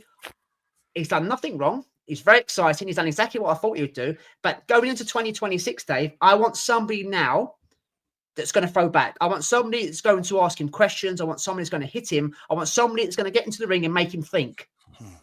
We haven't had that. Yes, I don't want the William Cepedas 40-0 and then we give you something, because I don't. Even though I like watching him, it's a bit rinse and repeat, rinse and repeat, rinse and repeat. I don't want that. So I put a couple of names down. I don't know what you think about these, but I think it'll be a good next stepping stone. Now, so people listen to this thinking, it's too soon for that. You shouldn't be doing this, or they're beneath him, etc. So Sean McComb, who you mentioned earlier, I would think would be a next step, because he's boxed at world level. Yeah. He's not the Sean McComb of old. There's still he's still a hard person to work out. He's not necessarily going to be stopped, but I think it's good. Could be a good bit of matchmaking. Kurt Scooby as well. Who fought Adam his Azim fought. Yeah. Right. There's a little bit of a benchmark there. What can Emiliano Vargas do to the mouthy American? What Adam Azim couldn't. I mean, Adam Azim got the stoppage in the 12th. Could he do it quicker? We said Kurt Scooby's all kind of mouth and muscle. There's not a lot about him, so that could be, and it's a selling point there as well of the card he's boxed on. And then a bit further on down the line, depending on how it goes, a couple of Brits and Mark Chamberlain, Jack Rafferty, before they start stepping up. Because when do we do it otherwise, Dave? Yeah. Do we wait for 20-0? Do we wait for 25-0? Do we wait for... Do you know what I'm saying? Yeah. I understand protect your product and sell him the right way. But as boxing fans, we want to see boxers test. We want to see him tested in the ring. And I think he does need to test now going forward. Yeah. So Emiliano Vargas, that's a little bit of review of mine there. I wish him all the best. And we obviously will still keep reviewing and previewing his fights. But I think he's had a good year. Yeah, he did. He had a good one. Go on. You've had a great year in the prediction league, as we know. But when it comes to your prospect, you're not happy. You're not an happy bunny, are you? No, well, I had Junaid Boston, and it didn't go great for him. So, so he got a draw, didn't he? A draw in the first fight. Bilal Fawaz. With Fawaz. Yeah. And then they rematched and he got beat quite badly. It was more conclusive this time, wasn't it? Yeah. Yeah, it was more conclusive this time, yeah. Bilal's going to go on to do, go on his way. I think they're going to have to move on from that and just, draw a line under that and try. But I hear he's out soon. I've seen something recently to say that Junaid Boston's on a card soon. Hit a banana skin very early. So there's question marks on him now. So yeah, my prospect didn't have as a productive year as yours, whereas my one before was Moses Atuma. So I didn't do too bad then. So yeah, it's very chalk and cheese in what I've done. Falling off a cliff. But to be fair, Junaid Boston is a good fighter. He is a good fighter. I just feel that there's a little bit missing at the moment. That little spark. Or he just came up against someone who, just had the beating of him. He's still learning, isn't he? He's still learning. I think sometimes we expect too much of certain fighters, but his journey's not over for him. So he's back out again. He's still very, very young. He'll come back and he'll learn from this. It's hard when you've got people like Eddie just kind of championing every fight and saying they're going on to do this, that, and the other. And when it kind of falls flat in your face, you think maybe he wasn't that good. But I can see the potential in Junaid Boston. Yeah, I can. It's not nowhere near over for him. No. Change his style, change his trainer, learn new things. Yeah. Why not? It's just a setback, and that's what happens. That's what can happen with prospects. So, yeah, I'm with you. I saw the things that you've just said there, which is why I picked him. I thought this is going to be his year. He came up against Fawaz, and was beaten by the better man. You were going to go for Callum Walsh as well. I remember. You picked between Callum Walsh and Junaid Boston. Callum Walsh had a good year. He did, yeah. You win some, you lose some. Yeah. Are you going to win next year, though? Well, this year now, 2026. I've gone for a yank this year. I've looked for a few of them. You will know him. I want a bit of sparkle. I want a bit of pizzazz. I want a little bit of, rocking the mic, thinking he's a bit, not like Adrian Broner. I was going to say Adrian Broner. But I'm going for a little bit of panache this year, a little bit of brashness. So my prospect of 2026 is 4-0 with 4 knockouts, matchroom fighter, Amari Jones. Oh, nice. The American, Olympian, yeah. I'm going down that route. I'm going over to the States this year. I've been on small shows in the UK this year. The weather's been shit, hasn't gone my way. I'm taking a bit of a holiday with my prospect this year, so I'm going stateside. So again, he's got all the potentials to be another Abdullah Mason. They build him to be that type of fighter. So yeah. Hopefully he's going to be active again this year. Get out quite a lot. Yeah, he might blast a few more out. See a bit about him, bit of showboating, that type of guy. They're brash, the Americans anyway, especially the black Americans. They're slick, they're sharp. They drill them, they train them very similar, in what they do, but it's very skillful. So this year, mate, my prospect of 2026 is young Amari Jones. I like that, Dave. I like that. I like where you've gone there, 4-0 building, and he's got the skills to pay the bills. He's an Olympian. He knows how to set a shot. He knows how to set a trap. He knows how to throw a shot, set his feet. it would be a bit like not so much like Galal Yafai, because Galal Yafai, you know, is in his 30s, but how quick will Eddie kind of rush him through, if you like? If he's taking care of kind of tin cans, which he may or might not get fed next year or this year, it'd be interesting to see how far they push him and give him some sort of somebody at an early stage that will throw back, you know. I was going to go for Pat Brown, you know. I was going to go for Pat Brown with my prospect of the year. But I only had to go one way. I've fallen in love with her. Boxing skills, what she's doing. Katie Taylor says she's the best active female boxer in the world. No, don't get me wrong. Not just yet, she's not. That's why she's a prospect. But if Katie Taylor says it, it's good enough for me. I think you all know where I'm going. Same as Dave, 4-0, 4 wins, 4 KOs. It's Tia Maya Ayton. It's solely a matter of time before she wins a version of a title or a world title. She's very, very special. She shouldn't be doing what she's doing at her age. I know a level opponent can go down there, but other kind of world champions, other girls that are coming into the game that have got a background behind them aren't getting rid of their opponents like this. She's a nasty, spiteful piece of work, and that's what I love to see. Yeah. I love to see it. And she's not just a puncher, she's a boxer as well. Yeah. And the likes of Shannon Courtney, who's coming back now. And I know in the same division, I'm talking about Nina Hughes, who's at the back end of her career. And unfortunately, how much we love Fran Hennessy, I don't think Ben Shalom will let him anywhere near TMA rating unless it's kind of ordered by a sanctioning body or whatnot. She just goes for him like a dose of salts. This girl is very, very special. And it would be a fuck up as well, because Ben Shalom's not only had Fraser Clark fuck up, not only has he had Callum Simpson fuck up, he's only got Adam Azim left, who fights in a couple of weeks or next week, whenever it is. And he's got Fran Hennessy, the women's side. If they all get smashed up, it's not looking very good. But I've gone for TMA rating, mate. I think she's going to have a big year in 2026. And I think she'll be rushed through even quicker than Amari Jones. More for, you know, what the female game is like. There's no in-between, is there? So, yeah, no, I agree with that, mate. I knew you were going to go for that anyway. But, yeah, I totally agree, mate. And she's exciting for women's boxing. We don't get enough knockouts. So don't get me wrong. I don't want to see females being splattered and Jaya Bataille, but at the same time, it does lack stoppages, and she comes out and she stops them. So she's a very good boxer, and she's got that part of it. But she also's got the highlight reels moments which female boxers need, and the fact that it's coming from her, people will tune into with female boxing when they see stuff like that. People, as cruel as it is, we look at it for the sweet science, but people are in it for blood and guts as well. And viral, doesn't it? Yeah. Sweet science doesn't make you viral. No. Knockouts make you viral, or Ben Whittaker doing silly things like this make you viral. So you need and for female boxing. For female boxing, it's good for female boxing to have someone like that who is putting asses on the canvas. Yeah. Well, let's hope both our prospects have a very, very prosperous 2026, mate. Absolutely. Going forward. Right.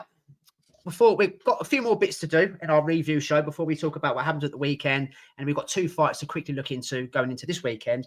But fight for 2026, Dave. I know everyone loves to matchmake. Everyone wants to put on best fights they can. We all do it.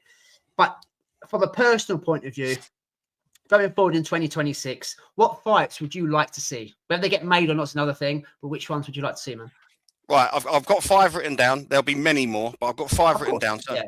So I've got Inoue Nakatani. We speak about that constantly. I'd like to see Wardley versus Atalma.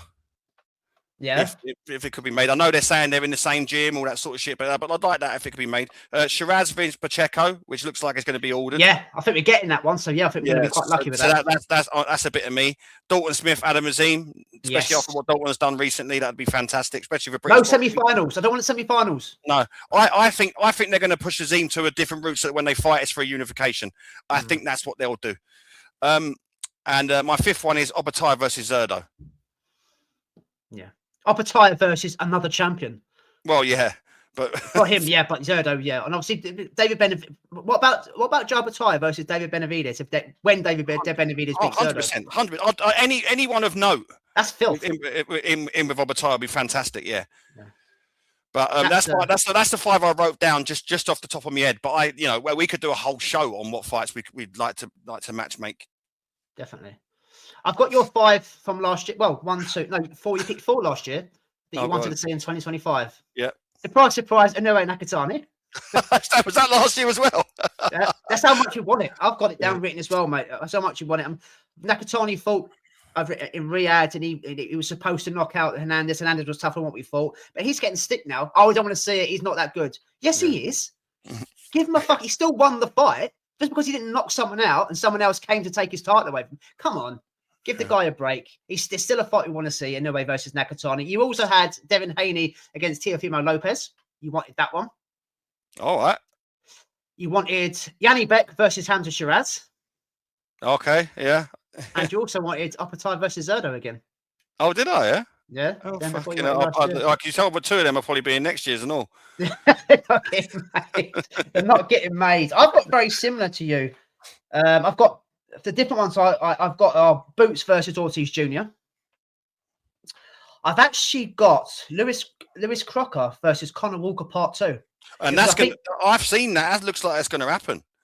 I obviously I didn't say it on here because Conor Walker hadn't beat McCormack. We hadn't done a show. But I think he deserves another crack because to this day, I still believe he beat Lewis Crocker. I don't say he got robbed because it was a close fight. But again, I've watched that fight back and I still have Conor Walker winning that fight. Yeah. But yeah, I'd love to see that fight again. I honestly would. The way Conor Walker's fighting at the moment, I'm not saying he's box office, but he's fucking exciting. We said it before, he's never in shit fights. No. Nick Ball versus Espinosa. I need that fight to happen. Yeah. That unification. Nick Ball's going down a different route. I don't know why. Espinosa's obviously fighting on other cards because Top Rank haven't got a TV deal at the moment, but I need to see that. I want to see Lauren Price versus Michaela Meyer.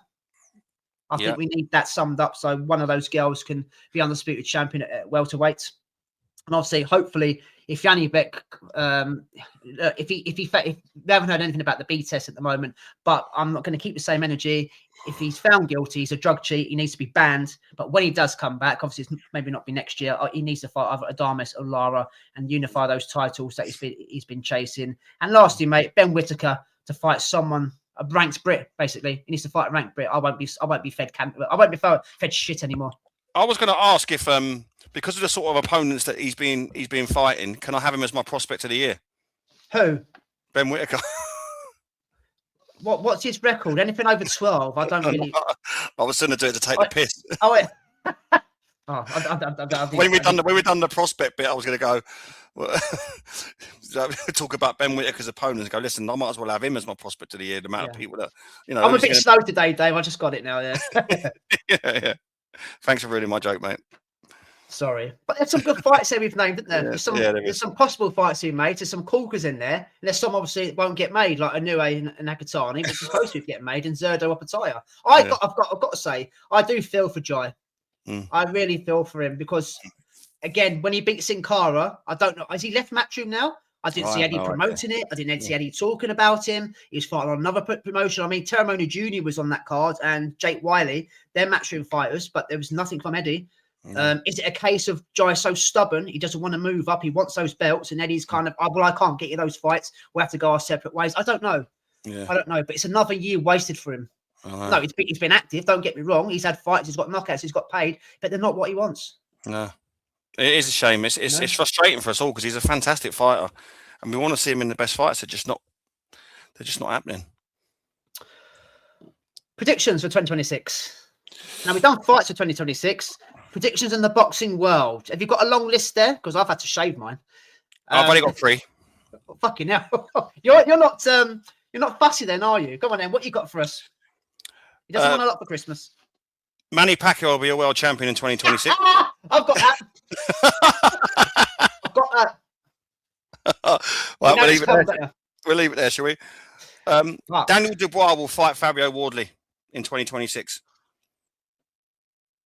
Yeah, I can see it happening, definitely. And my third one is Fran Hennessy will get a world title shot. Again, unfortunately, she's going to have to go a route that she doesn't meet TMA Ayton because that just puts the mockers on it. But you are right. There's Ben Shalom's got to do some. There again, look. We talk about how easy it should be in the women's division to get fights, but then the girls can't get fights, if that makes any sense. I know. You know what I mean? I remember one from yours last year, and it's mad because I can't remember a fucking thing of mine. But I've got yours written down. You said yours last year that Fraser Clark will get iced in 2026, didn't you? No, Conor Ben, I said. Did you not say Fraser Clark in one of them? It might have been the year before. I think it was the year before. Last year was definitely Conor Benn because I've listened back to the episode. Oh, right. Yeah, I remember you saying about Fraser Clark getting iced. Yeah, it must have been the year before. Yeah, he did, yeah. Conor Benn, I said this year, 100%. Oh, yeah. Obviously, that didn't work. Well, you were close. You got beat. Yeah, thank God for that. Right, my ones. I've had to shave them a little bit. Here's the first one. Jack Catchell still to the fight for the world title. No. Yeah. Right. Yeah. Number 2, we still won't know how clomiphene got in Conor Benn's system. No. We won't know. We just won't know. I also predict Eddie Hearn will still condemn drug cheats apart from matchroom fighters. Yeah. Because we are going to see people being juiced and he'll still condemn them. But unless they fight for matchroom, he'll be okay with it. We will see that, unfortunately. And 9 out of 10 of them are guilty. It's worse. It's worse. We just spoke about it. TMA Ayton will win a version of a title, if not a title. Good friend of the show. One of our favourites we'd speak about earlier. I predict that Emma Dolan will become world champion in 2026. If she gets a shot, at one of the champions, she will travel. Wherever she's got to go, she will become a world champion. I predict that. I think you could second that as well. 100%. I also predict Alexander Usyk becomes undisputed champion at heavyweight for the 3rd time. Right. Okay. The WBC will be involved in some sort of controversy in 2026. Bakhtiyar Jalolov will continue to waste his career in 2026. We won't see him. We'll see him once, and he'll be fighting bums and tin cans in all corners of the world. Manny Pacquiao, I've got exactly the same as you. Harder punishments for drug cheats. I predict that, but I think I'm going to be totally wrong. And still, I'm with the Fight Disciples in the bin the belts campaign. I've got no interest really in the WBC, the WBA, the IBF, or the WBO. I'm still, sing the song for the Ring magazine being the #1 belt, but maybe we might get a Zuffa belt coming as well, which just makes things 10 times worse. So they're my predictions. I have got yours from last year, Dave. Did I get anything right? Well, you can tell me your predictions, your things you wanted to see, etc. You probably this is probably you probably got this one right. You didn't want no AI judges going forward in 2025. Did I say that? Yeah, you said that. Yeah. Okay, no AI judges. I stand by that. Yeah, I don't think we've seen any since, have we? Or maybe one? Yeah, it was on one of Turkey's shows, wasn't it? Was it the weekend it went all to shit when nobody performed? The William Skull weekend, that kind. Was that? I can't was it one of those? Didn't the AI judge give like 10 rounds and stuff like that? Yeah. I can't remember which one it was, but mate, look, you didn't want any more. I think we've only had one to note on a Turkey show, so pretty good there, mate. You also wanted Clapback Thursday and Twat Tuesday to continue. Twat Tuesday never took off. I'm not sure about the next one, but the last one you got bang on. Bacoli to become a world champion in 2025.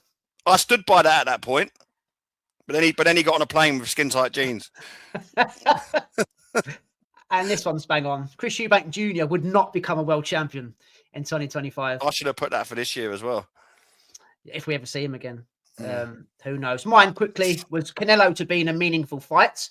Obviously Crawford. Yeah, he was. Yeah. Class is meaningful. Yeah. Lauren Price to clean up the division. I predicted she's got 3 of the belts, so she's 3/4 of the way there. Yeah. Jack Catchell won't fight for a world title. I've got that spot on. Spot on again. Yeah. Conor Benn to get knocked out. I got that one wrong. He did lose, as Dave said. Bigger punishments again for drug cheats. I will always stand by that. Bin the belts. And I also wanted to see Deontay Wilder do his windmilling again. We haven't got that. No, maybe you save that for Alexander Usyk, mate. Who knows? Can you imagine, though? Let's have a sensible conversation. It's prize fighting at the end of the day. We know the fundamentals aren't really there from Wilder, even though he was Olympic bronze medalist and stuff like that. He adapted to the pros and being this killer. Can you imagine just one last roll of dice? He just goes and starts throwing those ridiculous haymakers and windmill like he done went back in the early days, and he actually catches Usyk. I know it sounds stupid to say, don't get me wrong, but imagine he just thinks, fuck it. Can you imagine what would your reaction be if he done that? And is it like what's heavyweight boxing? Is that just no? I wouldn't be as blasé as that. I'd be like, oh my fucking god! I'd be running around the living room, fucking smash made off the ceiling, like fucking hell. It'd be one of the maddest moments ever. if he was to pull Good. that off. You chucking it in? I'm not putting that as my prediction. Wilder to be undisputed. Stranger things have happened, haven't they? Eh? Yeah. Stranger things have happened. Yeah. Right. What are we on now? 1 hour 29. We said it's going to be a bumper show. We try and get it in for 2 hours. Let's jump in with our pound for pound top 10s, Dave. So pound for pound top 10s, beginning of January, where we're at now. I've got yours written down from last year somewhere. I'm sure. Yes, I have. So we'll go for ours now. We won't spend all day on it because obviously it's a mythical list. We're putting these guys where they are based on whatever. We're going to quickly go over it. But let's jump into it, mate. Number 10. Let's start. Let's go from 10 all the way up. You do your 10. I do my 10, 9, 8, 7, etc. Okay. Number 10. Dave Holland's pound for pound. January, whatever it is today, 10th, 11th, whatever it is. Who's your number 10, mate? My number 10 is Arthur Beterbiev. Last year, you had him at number 4, so he's dropped quite low for you. But why have you put him in at number 10, mate? It's more, well, obviously he got beat. It's in a good fight. He wasn't steamrolled, but it's the performances of other guys in this year and the opponents they've beat, which has pushed them up my list, which has meant that Beterbiev is on his way down. Had he beat Bivol, had he had Bivol, it probably look there'd have been opposites, but you've got to go on the latest win. Definitely, yep. I've gone down a similar route to you. I've got Canelo at number 10. Oh, I had Canelo at 6 last year. He's gone down to number 10. There is decline there. I know the level of opponent he fought in Crawford is not to be sniffed at, but he's not that guy anymore. And I think sometimes mine's going to be a little bit controversial, and I'll explain when we get to the top 3. I think sometimes we're just putting Canelo in there because he's Canelo. Yeah. I've seen a lot of lists this year, and they haven't got him. The fact that you've got Canelo in means we're going to have a completely different list. Go on then. Number 8. No, so number 9. You've got number 9. Oh, by the way, you're number 10 for last year. Can you remember? No. Zerdo Ramirez. Okay. You had Zerdo at number 10. Okay. Well, he hasn't made it this year, unfortunately for him. So that's one that's dropped out. Right, that Zerdo's gone. Number 9, mate. My number 9 is Devin Haney. Snap. Very good. Snap. Number 9 as well. Yeah. I've gone the reason because, by the way, worst fight of the year. Devin Haney against Jose Ramirez. Absolute stinker. Awful rubbish from the pair of them. Crap fight. However, Devin Haney's jumped up in weight. He's become a world champion again, and he's kind of eradicated that poor performance. Yeah, I agree. And put on one of the best performances of his career against Brian Norman Jr.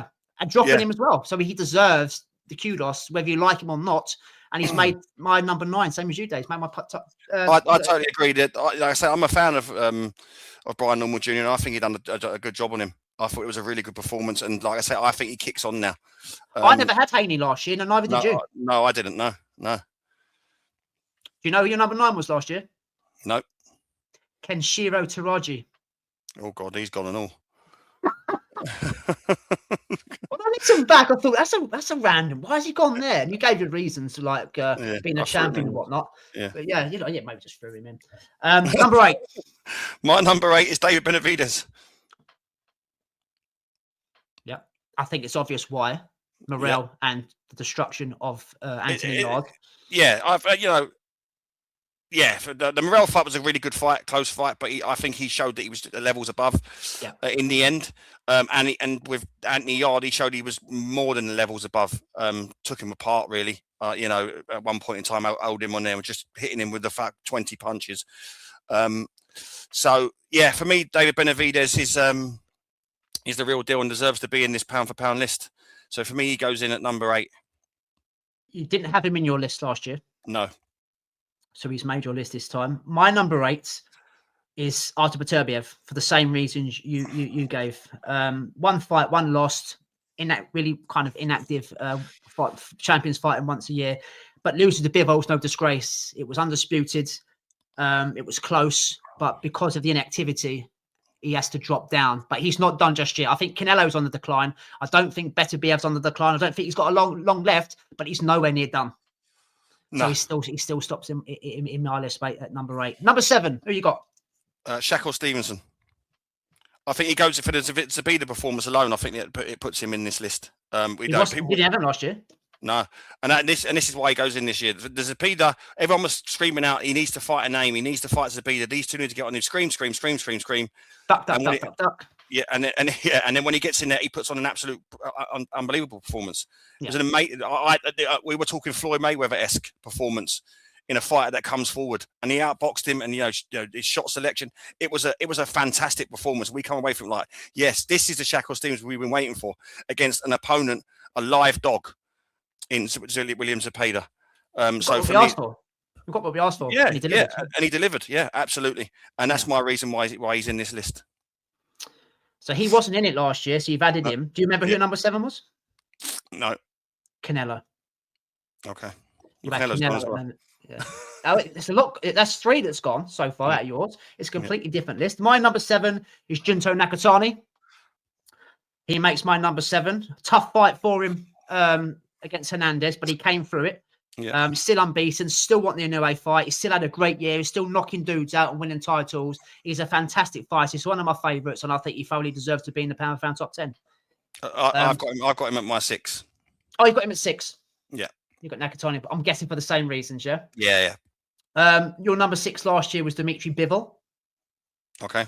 You had Bivol at 6. My number 6 is Shakur Stevenson for exactly the same reasons you've given as well. He had the fight against Padley, probably just going through the motions. He doesn't stop people. He stopped Padley. It was more about Josh Padley, what he could do. But the Zepeda fight, we all cried out for it and we got it. And it was, even though we're massive Zepeda fans on there. To be fair, the Padley fight was meant to be Joe Cordina, which was, on paper, is a better fight. Yeah. So. Yeah. That's right. Number 5, who have you got? Bivol. For obvious reasons. Obviously, his fight with Benavidez. I had Beterbiev to win the first fight, and I give my reasons why. People went against me on that, and that's fine. But I could see clearly why Bivol won the second fight, and a lot of people could, So it was a great win, and that for me that pushed him up one from last year because you said I had him at 6. So my number 5 this year is Bivol, but he needs to be more active because he'll go down that list next year. Correct. 100%. Your number 5 last year. Any idea? Bam Rodriguez, number 5, you had. I'm guessing it's a lot higher this year, Dave. My number 5 is Benavidez. I've pushed him right just past halfway. Yes, he's a big boy. He's jumped up the weights, but Anthony Yar's a natural light heavyweight. He should have been more dominant. He should have been the guy. It should have been, this is my division. Don't come here, fuck around. And it was one-sided, a beat down. It was a bit of a masterclass, if you like. It's an absolutely brilliant performance from him.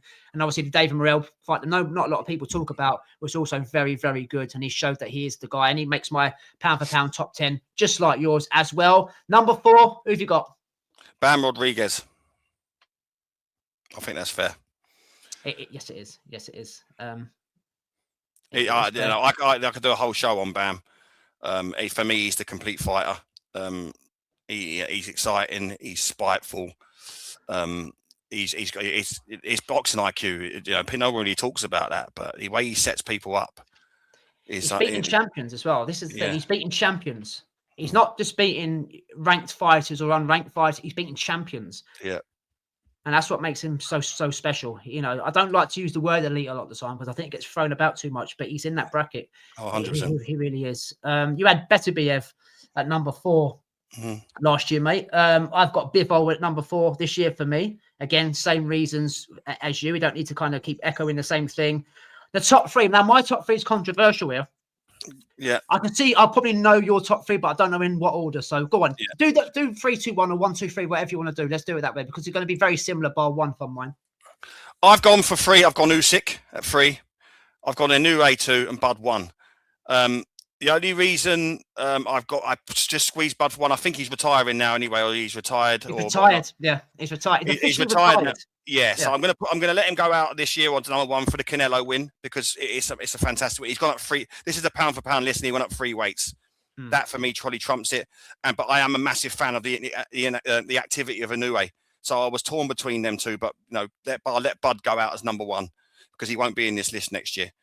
And Usyk, I can't have Usyk as number 1 with only 1 fight against Daniel Dubois. He drops down, yeah. So yeah, for me it's Usyk, Inoue, Bud. See, I took Bud out purely based on the facts because he's retired. So this is my pound for pound list now going forward. Hang on a minute. He's retired, so he's not an active fighter. all right. I see what you're doing here. He's not an active fighter.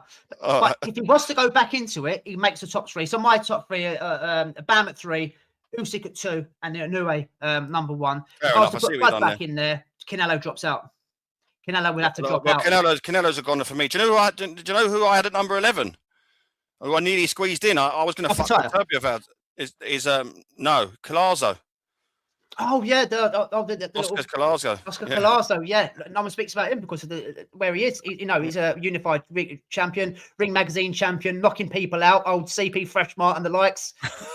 Yeah. But see, if we put them in, it isn't anybody else's business. They're the mythical list, they're our own personal list. Why have you got him in there? They don't do this, they don't hit hard enough. But he's a quality boxer. He's a world-class boxer. And because people poo-poo things because they're not watching it, because I've never heard of him, he must be crap. The boxing community would appreciate it. Whether they'd have them in their top 10, there's no reason why it shouldn't be. You can give your reasons. But that's a great shout, mate. You'd put him in over Canelo anyways. That's basically what you're saying. Canelo's gone for me. Yeah. Canelo is gone. And that's our review, our Rope-a-Dope Oscars done for another year, mate. I think we've made some good choices there. I believe so. Yeah. Everyone that's listening, obviously, if you listen whether on YouTube or Spotify, even jump on our Twitter pages, tell us what you think. Tell us what you think. I'd like some feedback, and obviously stuff that we've missed, because a year's a long time in boxing. I mean, boxing's on every single weekend, on different platforms, on different things. And, you'd have to have the best memory in the world to try and remember everything that happened. And I'm sure there's better knockouts. I'm sure there's probably better fights. There's better performances. But yeah, it'd be great to have some feedback. Definitely. So get typing in the boxes, please. I'm going to read out some of your messages as well going forward. Just quickly, before we move on and speak about Dalton over in America on Saturday night, let's round up the prediction league, a bit of clarity and the winners weekly wager. Regular listeners will know that they've pissed it this year. It was 11-20 the last time we done the predictions, but I did have the last laugh, just a little giggle if you like. I hadn't won a prediction league week for fucking ages, had I? Ages. I hadn't won one, but I won the last one we ever done. I'm not going to go through all the scores. I can do so for clarity. I will do, actually. I will do, because I will do. Right, just quickly. So it was 11-20 to Dave. I won the last ones, which made the scores, 12-20 to Dave. So it was the upper tier weekend.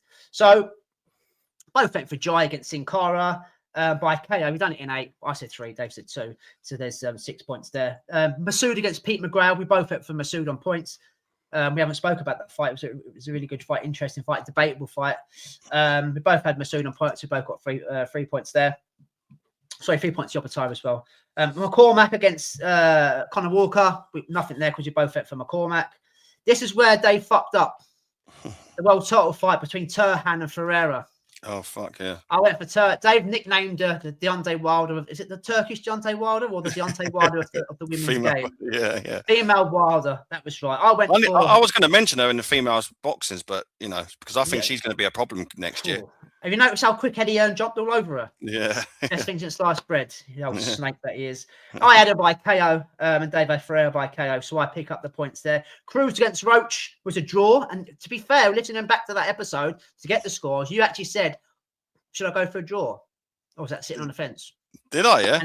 Yeah. Because Roach had just had that draw against Tank, and he said, you can't have a draw again, surely. and he did. Lara against Gonzalez. Both went for Lara on points, and then that's how it finished. And again, Foster against Fulton. Dave went for Fulton. It was very, very one-sided. I was surprised how one-sided it was. And I had a show Shaki Foster, which gave me the points. I didn't buy KO, but I got a point there. Nothing for Dave. So it ended 13-9 that day, Dave. Now I think you should give me a little bit of a clap, because it's very rare for me to win one over you. I'll give you a little clap, but in the overall scores, it was a 120-108 shutout, wasn't it? It was an absolute shutout. It's an embarrassing. I need to do a Janae Bostan, go away, reset, and come again. Get a new trainer. Get a new trainer, definitely. Just on to prediction league. I'm going to say it now anyway. So there's a certain Ring Magazine champion that joins us on this podcast on a regular basis, and the news coming out of Rope-a-Dope Boxing Podcast is that certain person will be joining us, not just as a guest, but as one of the lads, as a regular, part of us. Yeah. It's not just to be Dave and Dave. It's going to be Dave and Jay. Going forward on this podcast, we've become very friendly with him. He likes coming on with us. He likes the chemistry. He likes the laughs and the giggles, the swearing, and all that kind of stuff that goes with it. So he's going to be jumping on with us on a regular basis. So you'll see 3 ugly mugs rather than 2.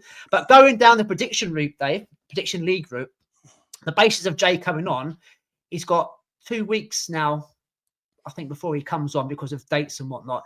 He's going to pick how we do it. So he's going to have input on the prediction league going forward. So he's going to come up with something. He's going to spring it on us going forward. We're going to do it this way. So I've got no idea what he's got planned, but it's obviously going to have some sort of league format to it where one of us win each week, etc. So yeah, looking forward to that. That'd be great going forward, ladies and gentlemen. Weekly wager. We had £148 in the pots. Dave obviously winning week after week after week. He went for Jarbataya by knockout in round 2. Obviously done it in round 8. We've earned 3 points. Doubled it to 6, turned it into pounds. So the pot at the end of the year, Dave, came to £154, which will be going to a charity of your choice, listeners out there. Now, what we're going to do, we're not just going to put any old willy-nilly thing up there. We are people of our word. We do, pay for sponsors and things like that. Remember, we don't earn fuck all out of this. We do it out of the colours and the love out of our heart. I'm going to come up with 2 charities. Yeah. Dave's going to come up with 2 charities. I'm springing it on this now, but we have spoke about it over the last year. I'm going to put it on Twitter as a vote. Now, you get voting, ladies and gentlemen. Where do you want that money to go to? I mean, £154 is better than nothing, you know? So you say where you want to go. It'll be something boxing related, charity-wise, sponsorship-wise, youth, ex-fighters, something like that. We'll come up with two each, and we'll put it out on Twitter and get voting. And sometime next year, we'll send that money off to whoever you vote for. And we'll show proof of that as well, because I think it's very, very important. Yeah. That somebody more needy in the boxing world gets it rather than, somebody that doesn't need it, if you like. So, yeah, £154 raised between me and you, Dave. Could it have been more? Probably. But I think that's pretty decent for the little that we had. Every little helps, mate. Like I say, I would love to have been more, and hopefully this year it will be. So, it's better than a kick up the arse, mate. And it's only for us predicting bloody fights every week. So and whoever gets it, I hope they appreciate it, and we'll be happy to give it. 100%. Right, let's get back to what we do normally. Let's have a quick review, if you like. 2 fights to review, 2 fights to preview before we say goodbye and fuck off. I'm looking forward to Dave's goodbyes. It's new, kind of a new feature in the show, which I do enjoy. Dalton Smith weekend, Dave. Boogeyman beating in Brooklyn now. Obviously, I'm talking about Dalton Smith fighting against Subriel Matias. Should Subriel Matias been in the ring, failed a drug test, obviously still got in the ring because the WBC allowed it. We didn't make any predictions for the obvious reasons. If I was going to, I would have gone down the Matias route. I thought it might have been one step too far for Dalton Smith.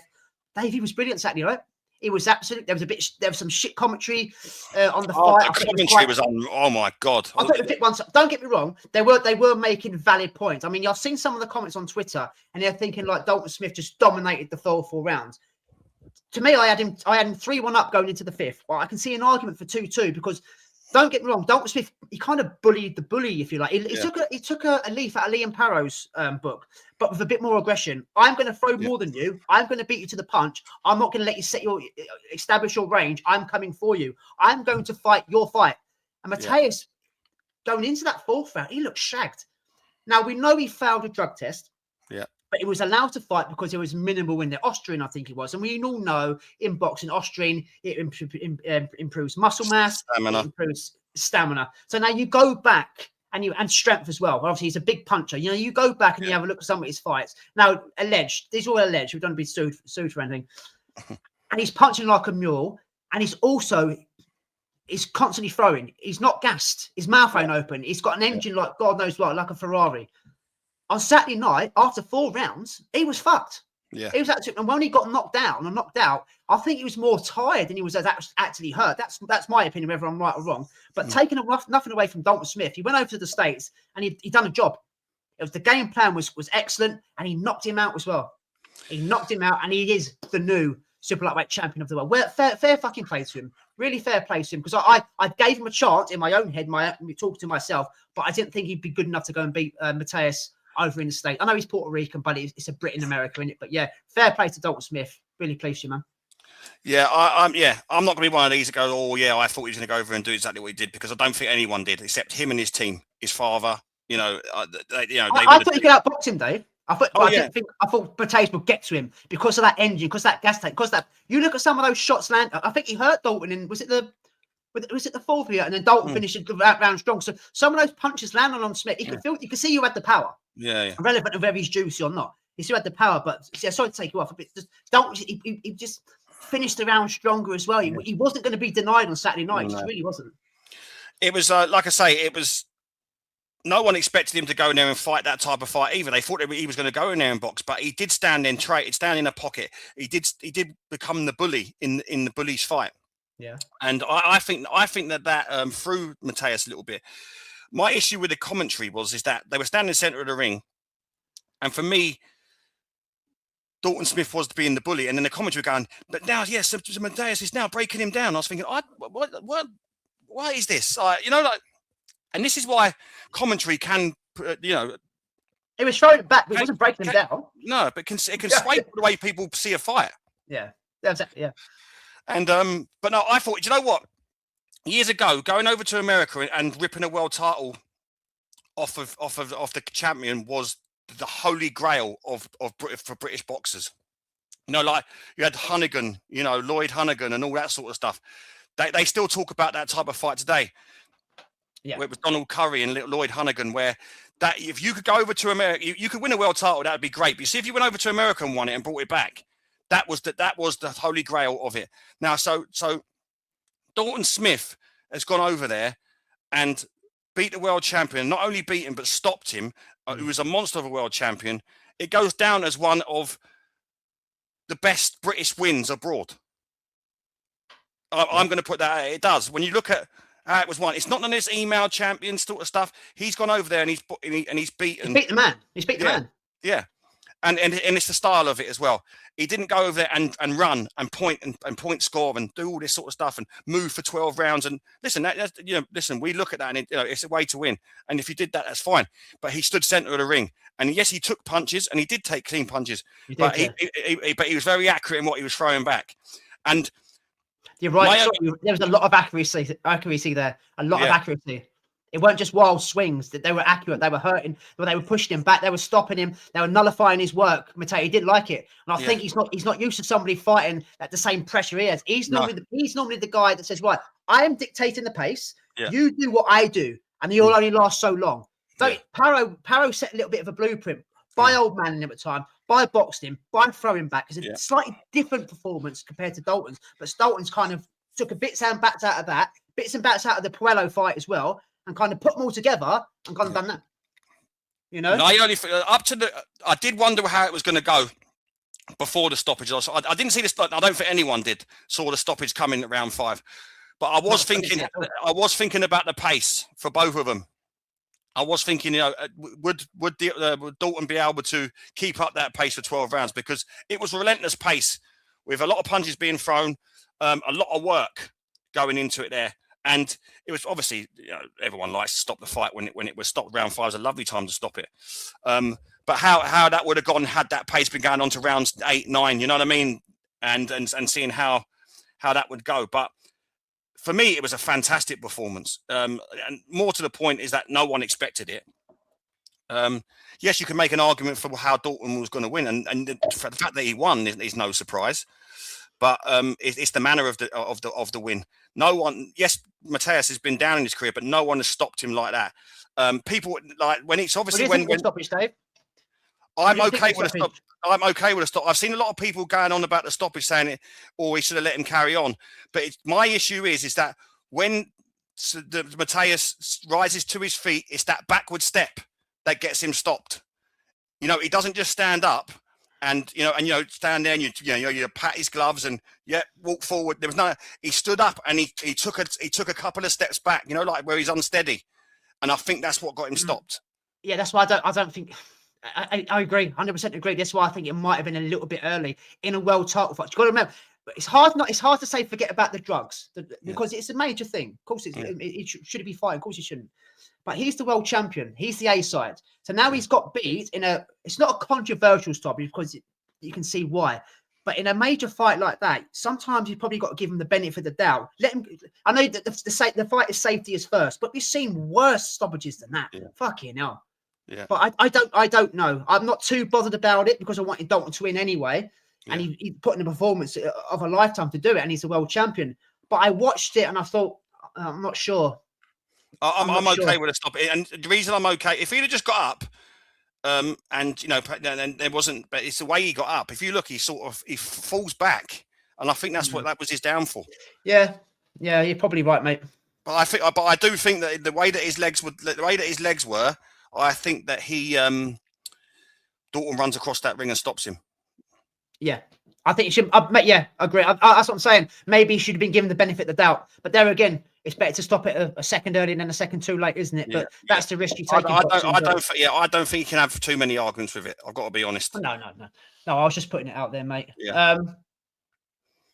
He adds to the list now of champions in that sexy division. Obviously, you've got Dalton Smith, Teofimo Lopez, Richardson Hitchens, and Gary Antoine Russell. I mean, that's there's massive names there. Good. That's a good selection. Them selection names worries me about the Azim fight. In terms of what?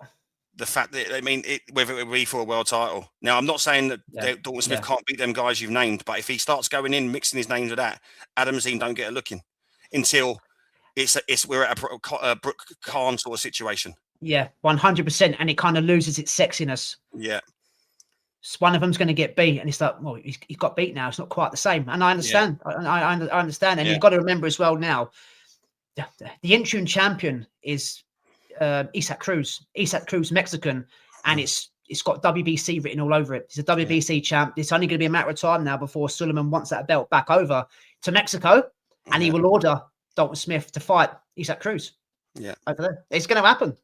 So Adam Azim is going to have to wait even longer. Let's hope Adam Azim comes fast. Gustavo Lemos, I think is it next month or in a couple of weeks when it is, doing his side of the bargain. But I don't care about semi-finals anymore. I'm not interested in I want them to fight. I remember when we were kids, young out, watching boxing, Ricky Hatton and Junior Witter. It never happened. It had to happen, and it just he went that way. He went that way. There was talk about it. There was beef between them, etc. We didn't even get it back end. We just never got it. It's a fight. A boxing hardcore fan, as a fan, it's a fight you want to see. People may not admit it. They say, "Oh, not yet. Wait for him to get that title," like you were saying. Wait for him to do that. But when it comes around, when they both lost, the same people were saying, "Should have done it ages ago." It's sported now. He's lost to him. He's been stopped. He's been knocked out. Do it next. Don't fuck around with semi-finals. Just if Adam Azim gets beat, so what? It's not the end of his fucking career. If Dalton Smith loses, it's not his end. He won't expect to win on the weekend. It will come again. But as you know, I just want it next, Dave. I'm desperate to see it, but I think it'd be Isaac Cruz next. I'd say 99.9%. Sullivan's on the phone already. Only matter of time. I'll give him the phone call. I'll give him a deadline. You will be fighting for a world title, Isaac Cruz. Let's get it back to Mexico. 3%, baby. Yeah. Like I say, the only way that Adam Z's never going to get anywhere near this all the time is with Ben Shalom. Right. Yeah. What did you think of Eddie Hearn saying justice will be served to Super Mateus? Now, this is a guy, right? A little bit of a rant. This is a guy that knew Conor Benn failed a drug test and was happy to carry on with the show. Failed 2 drug tests, will not condemn him, condemns VADA. And this is the same guy who's openly, willingly said he will go forward and working with Jarrell Miller, a multiple weight world drug cheat, who Eddie Hearn said should be in prison going into the AJ fight. But justice will be served. Be served for Dalton, not for Eddie. Fucking hell. Yeah. How can you come out with something like that? Yeah, well, that's the hypocrite in him, innit? Fuck me. I just can't. I'm not going to have too. I'm trying not to have too many Eddie Hearn rants this year, but it's just stuff like that. I think, behave, mate. You're on about working with Jarrell Miller, right? This was good. I've missed that. It just winds me up, Dave. It just winds me up. When it suits, when it fucking suits. Right, big time boxing's back in Germany. Uncle Frank's now this. What a crowd! Yeah. Oberhausen, Germany. They've got a new star. Wasn't too keen on the fight in terms of what it delivered. Yeah. Third round stoppage. We said earlier about the opponent coming out and rolling the dice, trying to become interim champion, etc. But what a crowd! Yeah. That holds 13,000, right? It sounded more. It sounded like 90,000. Right? Frank's cracked it because they've got a star over there now in Agit Kabayel that could have sold the stadium. Yeah. That sold out. Apparently, it sold out in fucking minutes over there. Yeah, apparently, and you can't argue with the fact because it was packed. There wasn't an empty. You look at the Dalton Smiths fight against Mateus. Empty seats everywhere. Cameras showing certain angles. You know there was black fucking curtains up. To be fair, just before we move on, we didn't talk about the pay-per-view cost for that. Go on. That was £41 on some. Did you paid it? Didn't you? Did you pay it? Fuck. Fucking hell. I don't even pay that much for my sticker here. It's robbery. I don't think many people paid it, Dave. Let's be totally honest. Who's paying for that? I didn't even pay that for a ticket for Conor Benn, Chris Eubank Jr. 1. Yeah. No, fuck. Yeah, that. It's like Tyson Fury said, at least Dick Turpin wore a mask. It's just fucking daylight robbery. They're not, for start, they're not pay-per-view stars. They understand they're charging because they need to make money back on the event. I get it. It's like a small promotion, wasn't it? Never heard of them. The press and all that look very amateur compared to what we see with Matchroom and Queensbury and stuff. I kind of get it, but you're not paying that. No. Nobody's paying that. It's a fire stick job all day long. Or you're just waiting for the highlights on YouTube the next day, aren't you? 10 minutes after the fight. Yeah, basically. But let's get back to Germany, mate. I was just very impressed with what I saw crowd-wise. The roar in there was, I thought it was actually better than the fight, to be honest. And I love Agit Kabayel. What did you think of the fight, Dave? I thought he was a bit ploddy. I thought when he got was he hurt? I don't know. He was cut, rocked a little bit, I suppose. He got a little bit angry and he started throwing loads of shots. It was coming. Don't get me wrong, it was coming. Was the stoppage fair? I'm not too sure. Maybe he could have carried on and Agit Kabayel could have stopped him. It was okay. The fight was okay. I just like the setup and the boxing's back in Germany bit, if you like, Dave. But, I think Kabayel's another one of them fighters that fights to the level that he's going. He didn't do anything wrong. No, but I think like all the fights that he went in with when he went in with Makhmudov and all these other guys, and they're all talking. He's going to get beat, and he's with these monsters. Sanchez and I think that jeopardy makes him fight better. I think that jeopardy. So when now he's headlining and he's fighting against. I'm not for one down playing his preparation or anything like that, or his mentality or anything like that. But he's got a touch of the Teofimo Lopez about him. That's what you're saying. Yeah, I do feel that, but only based on what I've just seen here. Yeah, I think jeopardy. I think he's a better fighter when he's got jeopardy, and the fact that he didn't have any jeopardy, I think that showed in his performance. But I agree. But I'm with you. I do agree that there's a blueprint there. There's something that can be worked on there to make him a star. Now you've got Saudi where no one cheers or fuck all. The Americans, they got a lot of black curtains up everywhere in what they're doing. And then you've got Frank's going over there where there's a bit of atmosphere. The Germans like drinking just as much as us. Yeah. And there's something to build on there. Obviously, Matchroom fucking USA and all this other stuff where he's branching out. This is Frank's opportunity now to branch out a little bit from crack Germany. Take over from where the Wasserman brothers left. And Eastern Europe. There's a lot going on around there. I remember when you had Felix Sturm and all that lot of sort of fighting and all that, and the Klitschko's and all these sort of guys, they used to fucking pack out everywhere. And there was some atmosphere in there when Dr. Stillhammer used to come out. The crowds used to go fucking mental, and they used to have people playing live guitar. Frank could be out there, fucking building his own sort of platform in Europe. He's got enough fucking fighters. So I think fair play to him. That Frank, I'll tell you what, that man has half regenerated himself fucking a few times. When you think he's down and out, he comes back, the boy, doesn't he?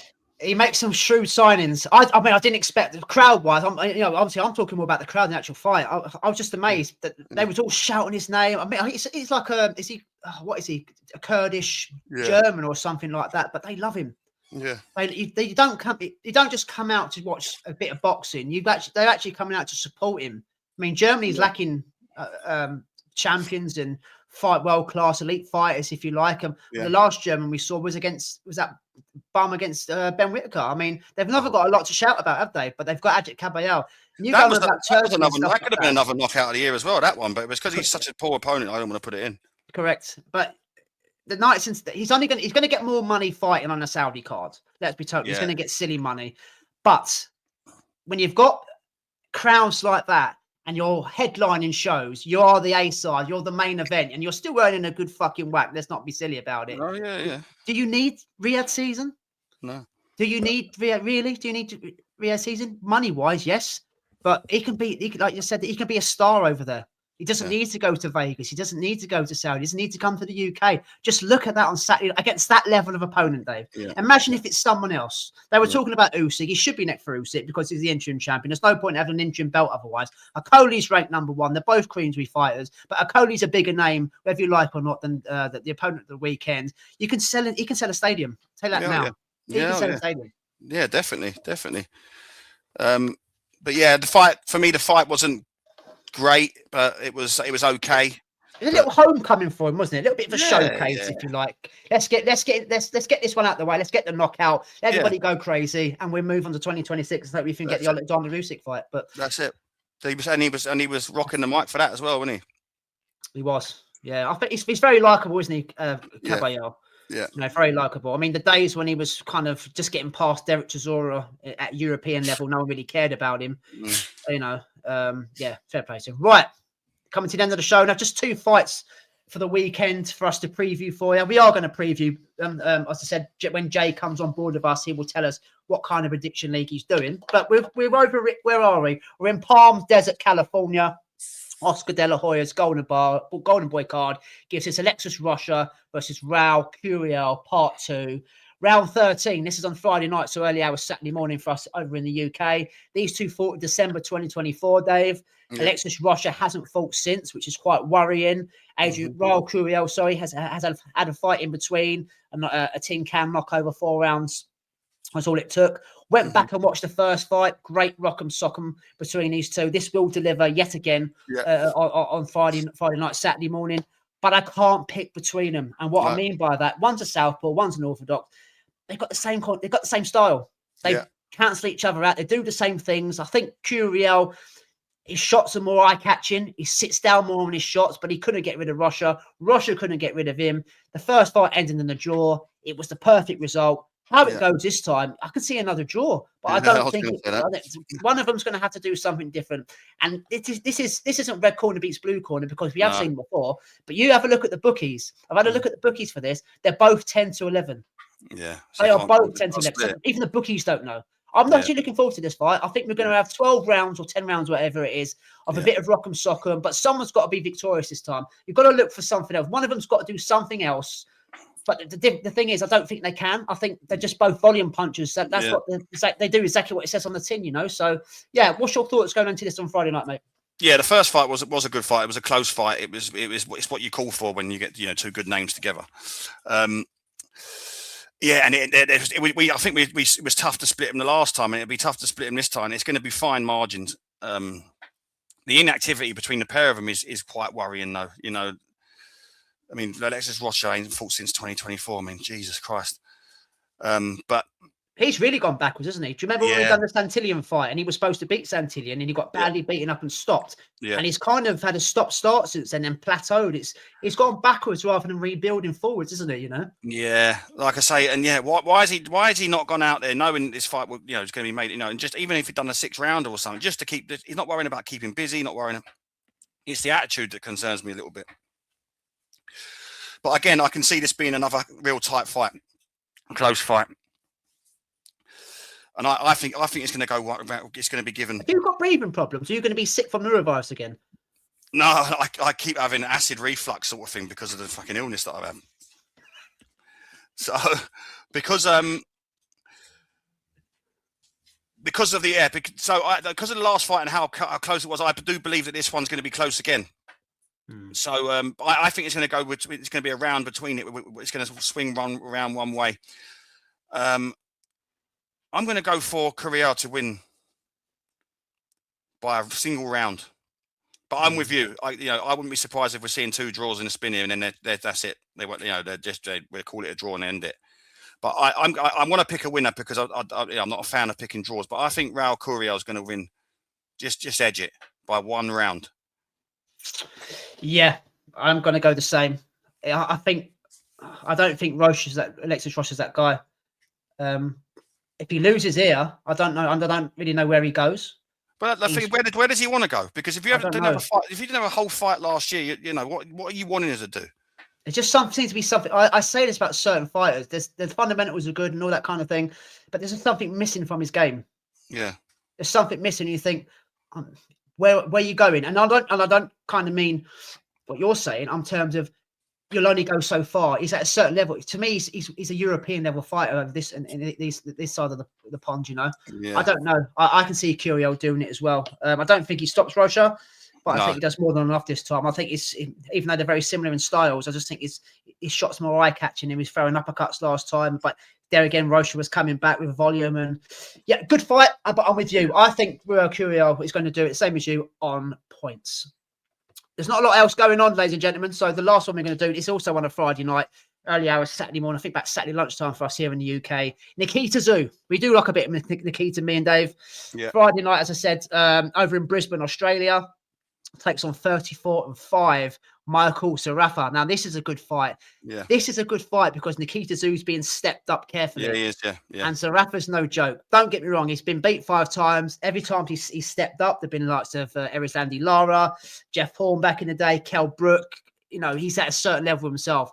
But he's hard as boots. He's tough as old boots he is. Yes, he was knocked out recently by Lara. Is it now he's come to 33, 34 that the punch resistance is gone? I don't know, but I think we're going to find out Saturday morning, should I say. But reason this is a great fight, Dave, they're both defensively poor. Yeah. But they both love to throw shots. Nikita Tszyu, we're fans of him. We've watched him, one of the first fights we ever previewed doing this podcast.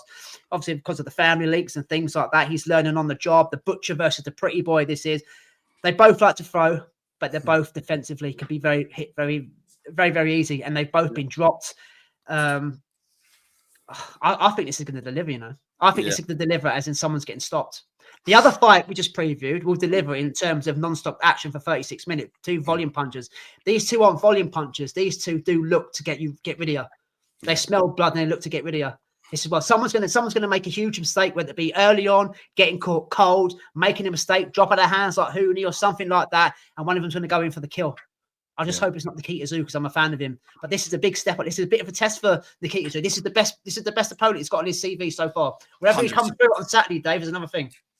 Yeah, this is what we want for Nikita. Like this is the time for him to step up. And he has a name in Michael Zerafa.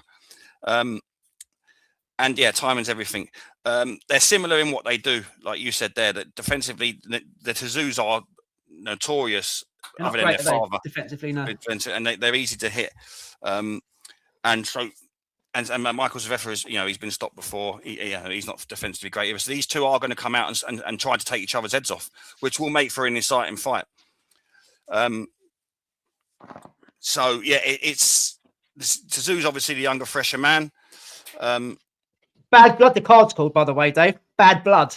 Yeah. So I think there's going to be a bit of blood between these two, you know? I do. Yeah, so I think these two are going to come out and go at each other, which will make for an exciting fight. Whether it can go the full distance at that pace, or it is screaming stoppage. It really is screaming stoppage. But for who? This is the thing, isn't it? Yeah, that's what makes it an exciting fight, and this is what the step ups that you need. I'm going to go in. Oh, no, I don't think it's going to be a banana skin here. I was going to go the other way. I'm going to go for Nikita Tszyu to stop Michael Zerafa in round 7. Yeah, I'm going to go a bit early. I'm going to go round 3. Ooh, that's a big statement if he does it early like that. Because he's more experienced. He's gone further in his career. Yes, he's never really. I think he's been a Commonwealth champion over in Australia and whatnot, and things like that. He's a good kind of gatekeeper, if you like, for the younger breed coming in. But I think you want to get rid of him ASAP. The longer it goes, I know he's a younger, fresher fighter, but Zerafa's tough, and Nikita's notorious for letting fighters land silly shots when they don't need to. So I think he's going to go in for the kill. The butcher's going to go in for the kill quite early. He's an aggressive southpaw. He can punch. He's fantastic to watch. So yeah, and I'm backing him to do it in round 3, man. It's irrelevant, because of the prediction league, but that's where me and you were seeing it in terms of rounds. But yeah. Bad blood. It's just a no limit promotion, so you'll get this on Fox, whatever it is, or over in Australia, or Fire Stick Job, as Dave said. Dempsey McKean's on this card as well, Dave. Yeah. If you're entering, he's back in Oz since that being stopped in around by Moses Datuma and Liam Wilson. He's also back on this card, looking to work his way. I think he's up at super featherweight now. Last time we saw him, he got beat by Oscar Valdez. He's doing bits and bats in his native Australia as well. So 2 to get stuck in the weekend there, ladies and gentlemen.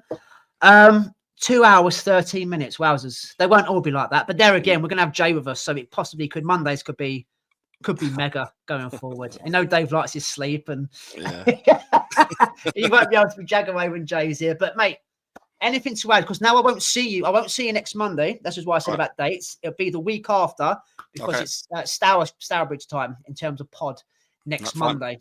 So we've only got the two to do, and I think we're moving into Magnificent 7 territory. Willie Hutchinson against Ezra Taylor, and these got kind of fights, I think. Lovely. So there'll be something to look forward to with Jay as well. But yes, mate. Anything else to add before you say goodbye?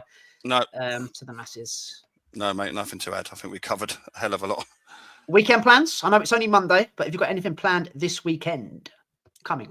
I actually haven't. No. Lola had Arsenal women's last weekend. That's the first game back for a long time. Yeah. I was too ill to go, so she went with her friend with a 0-0 draw, so I didn't miss much. But no, not a lot this weekend, mate. Nah, I'm not 100% over the illness, but so I'll try and get to that. And now, what about yourself?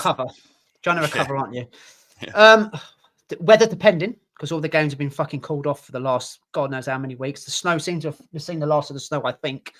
Doesn't mean there's not going to be any frost, but Stourbridge are playing. The girls are playing against Rugby Borough in the Cup on Sunday. I should be going to that.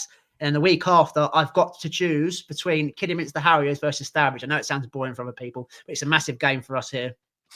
It's on the same day as the Rope-a-Dope Derby. It's being rearranged for the same fucking day. Daisy versus Abbey in their cup game. So I've got to make the choice. That's hard, isn't it? I don't want to let Abs down, but at the same time, I don't want to miss Stourbridge versus Kidderminster, the revenge game. So I've got to make a choice. But yeah, I'm going to have a break. I say I have a break from drinking. I've got a couple of beers in the fridge, but I'm broke, Dave. I'm absolutely skint now. I'm borrowing money to buy beer. So fucking, January payday can't come along quick enough, So yeah. Like, share and subscribe, ladies and gentlemen. I haven't said that. I kept putting up the thumbnail on there. Please like, share and subscribe via YouTube and Spotify. Obviously, comments in the box. Get involved. Get in touch. Whether it be from via Twitter as well. Thank you, please. So yeah, we've done it, Dave. The juice is flowing. You ready to keep going? Boxing on the weekend. Yeah. Jay coming on with us. I'm not the gruesome twosome anymore. What could we be? The something threesome? Make something up. You're good on the spot. Something threesome. What can we be? I don't know. You've done me. Go on, see us out. I can't wait for this. New advice will change your life. And on that note, enjoy the bloody boxing. Is that your ending? Yeah. Oh, fair enough. See you later, guys. I didn't have a boxing one lined up. That's fair enough. There'll be many more to come. I'll see you soon, mate. Take care, peeps. Hold up.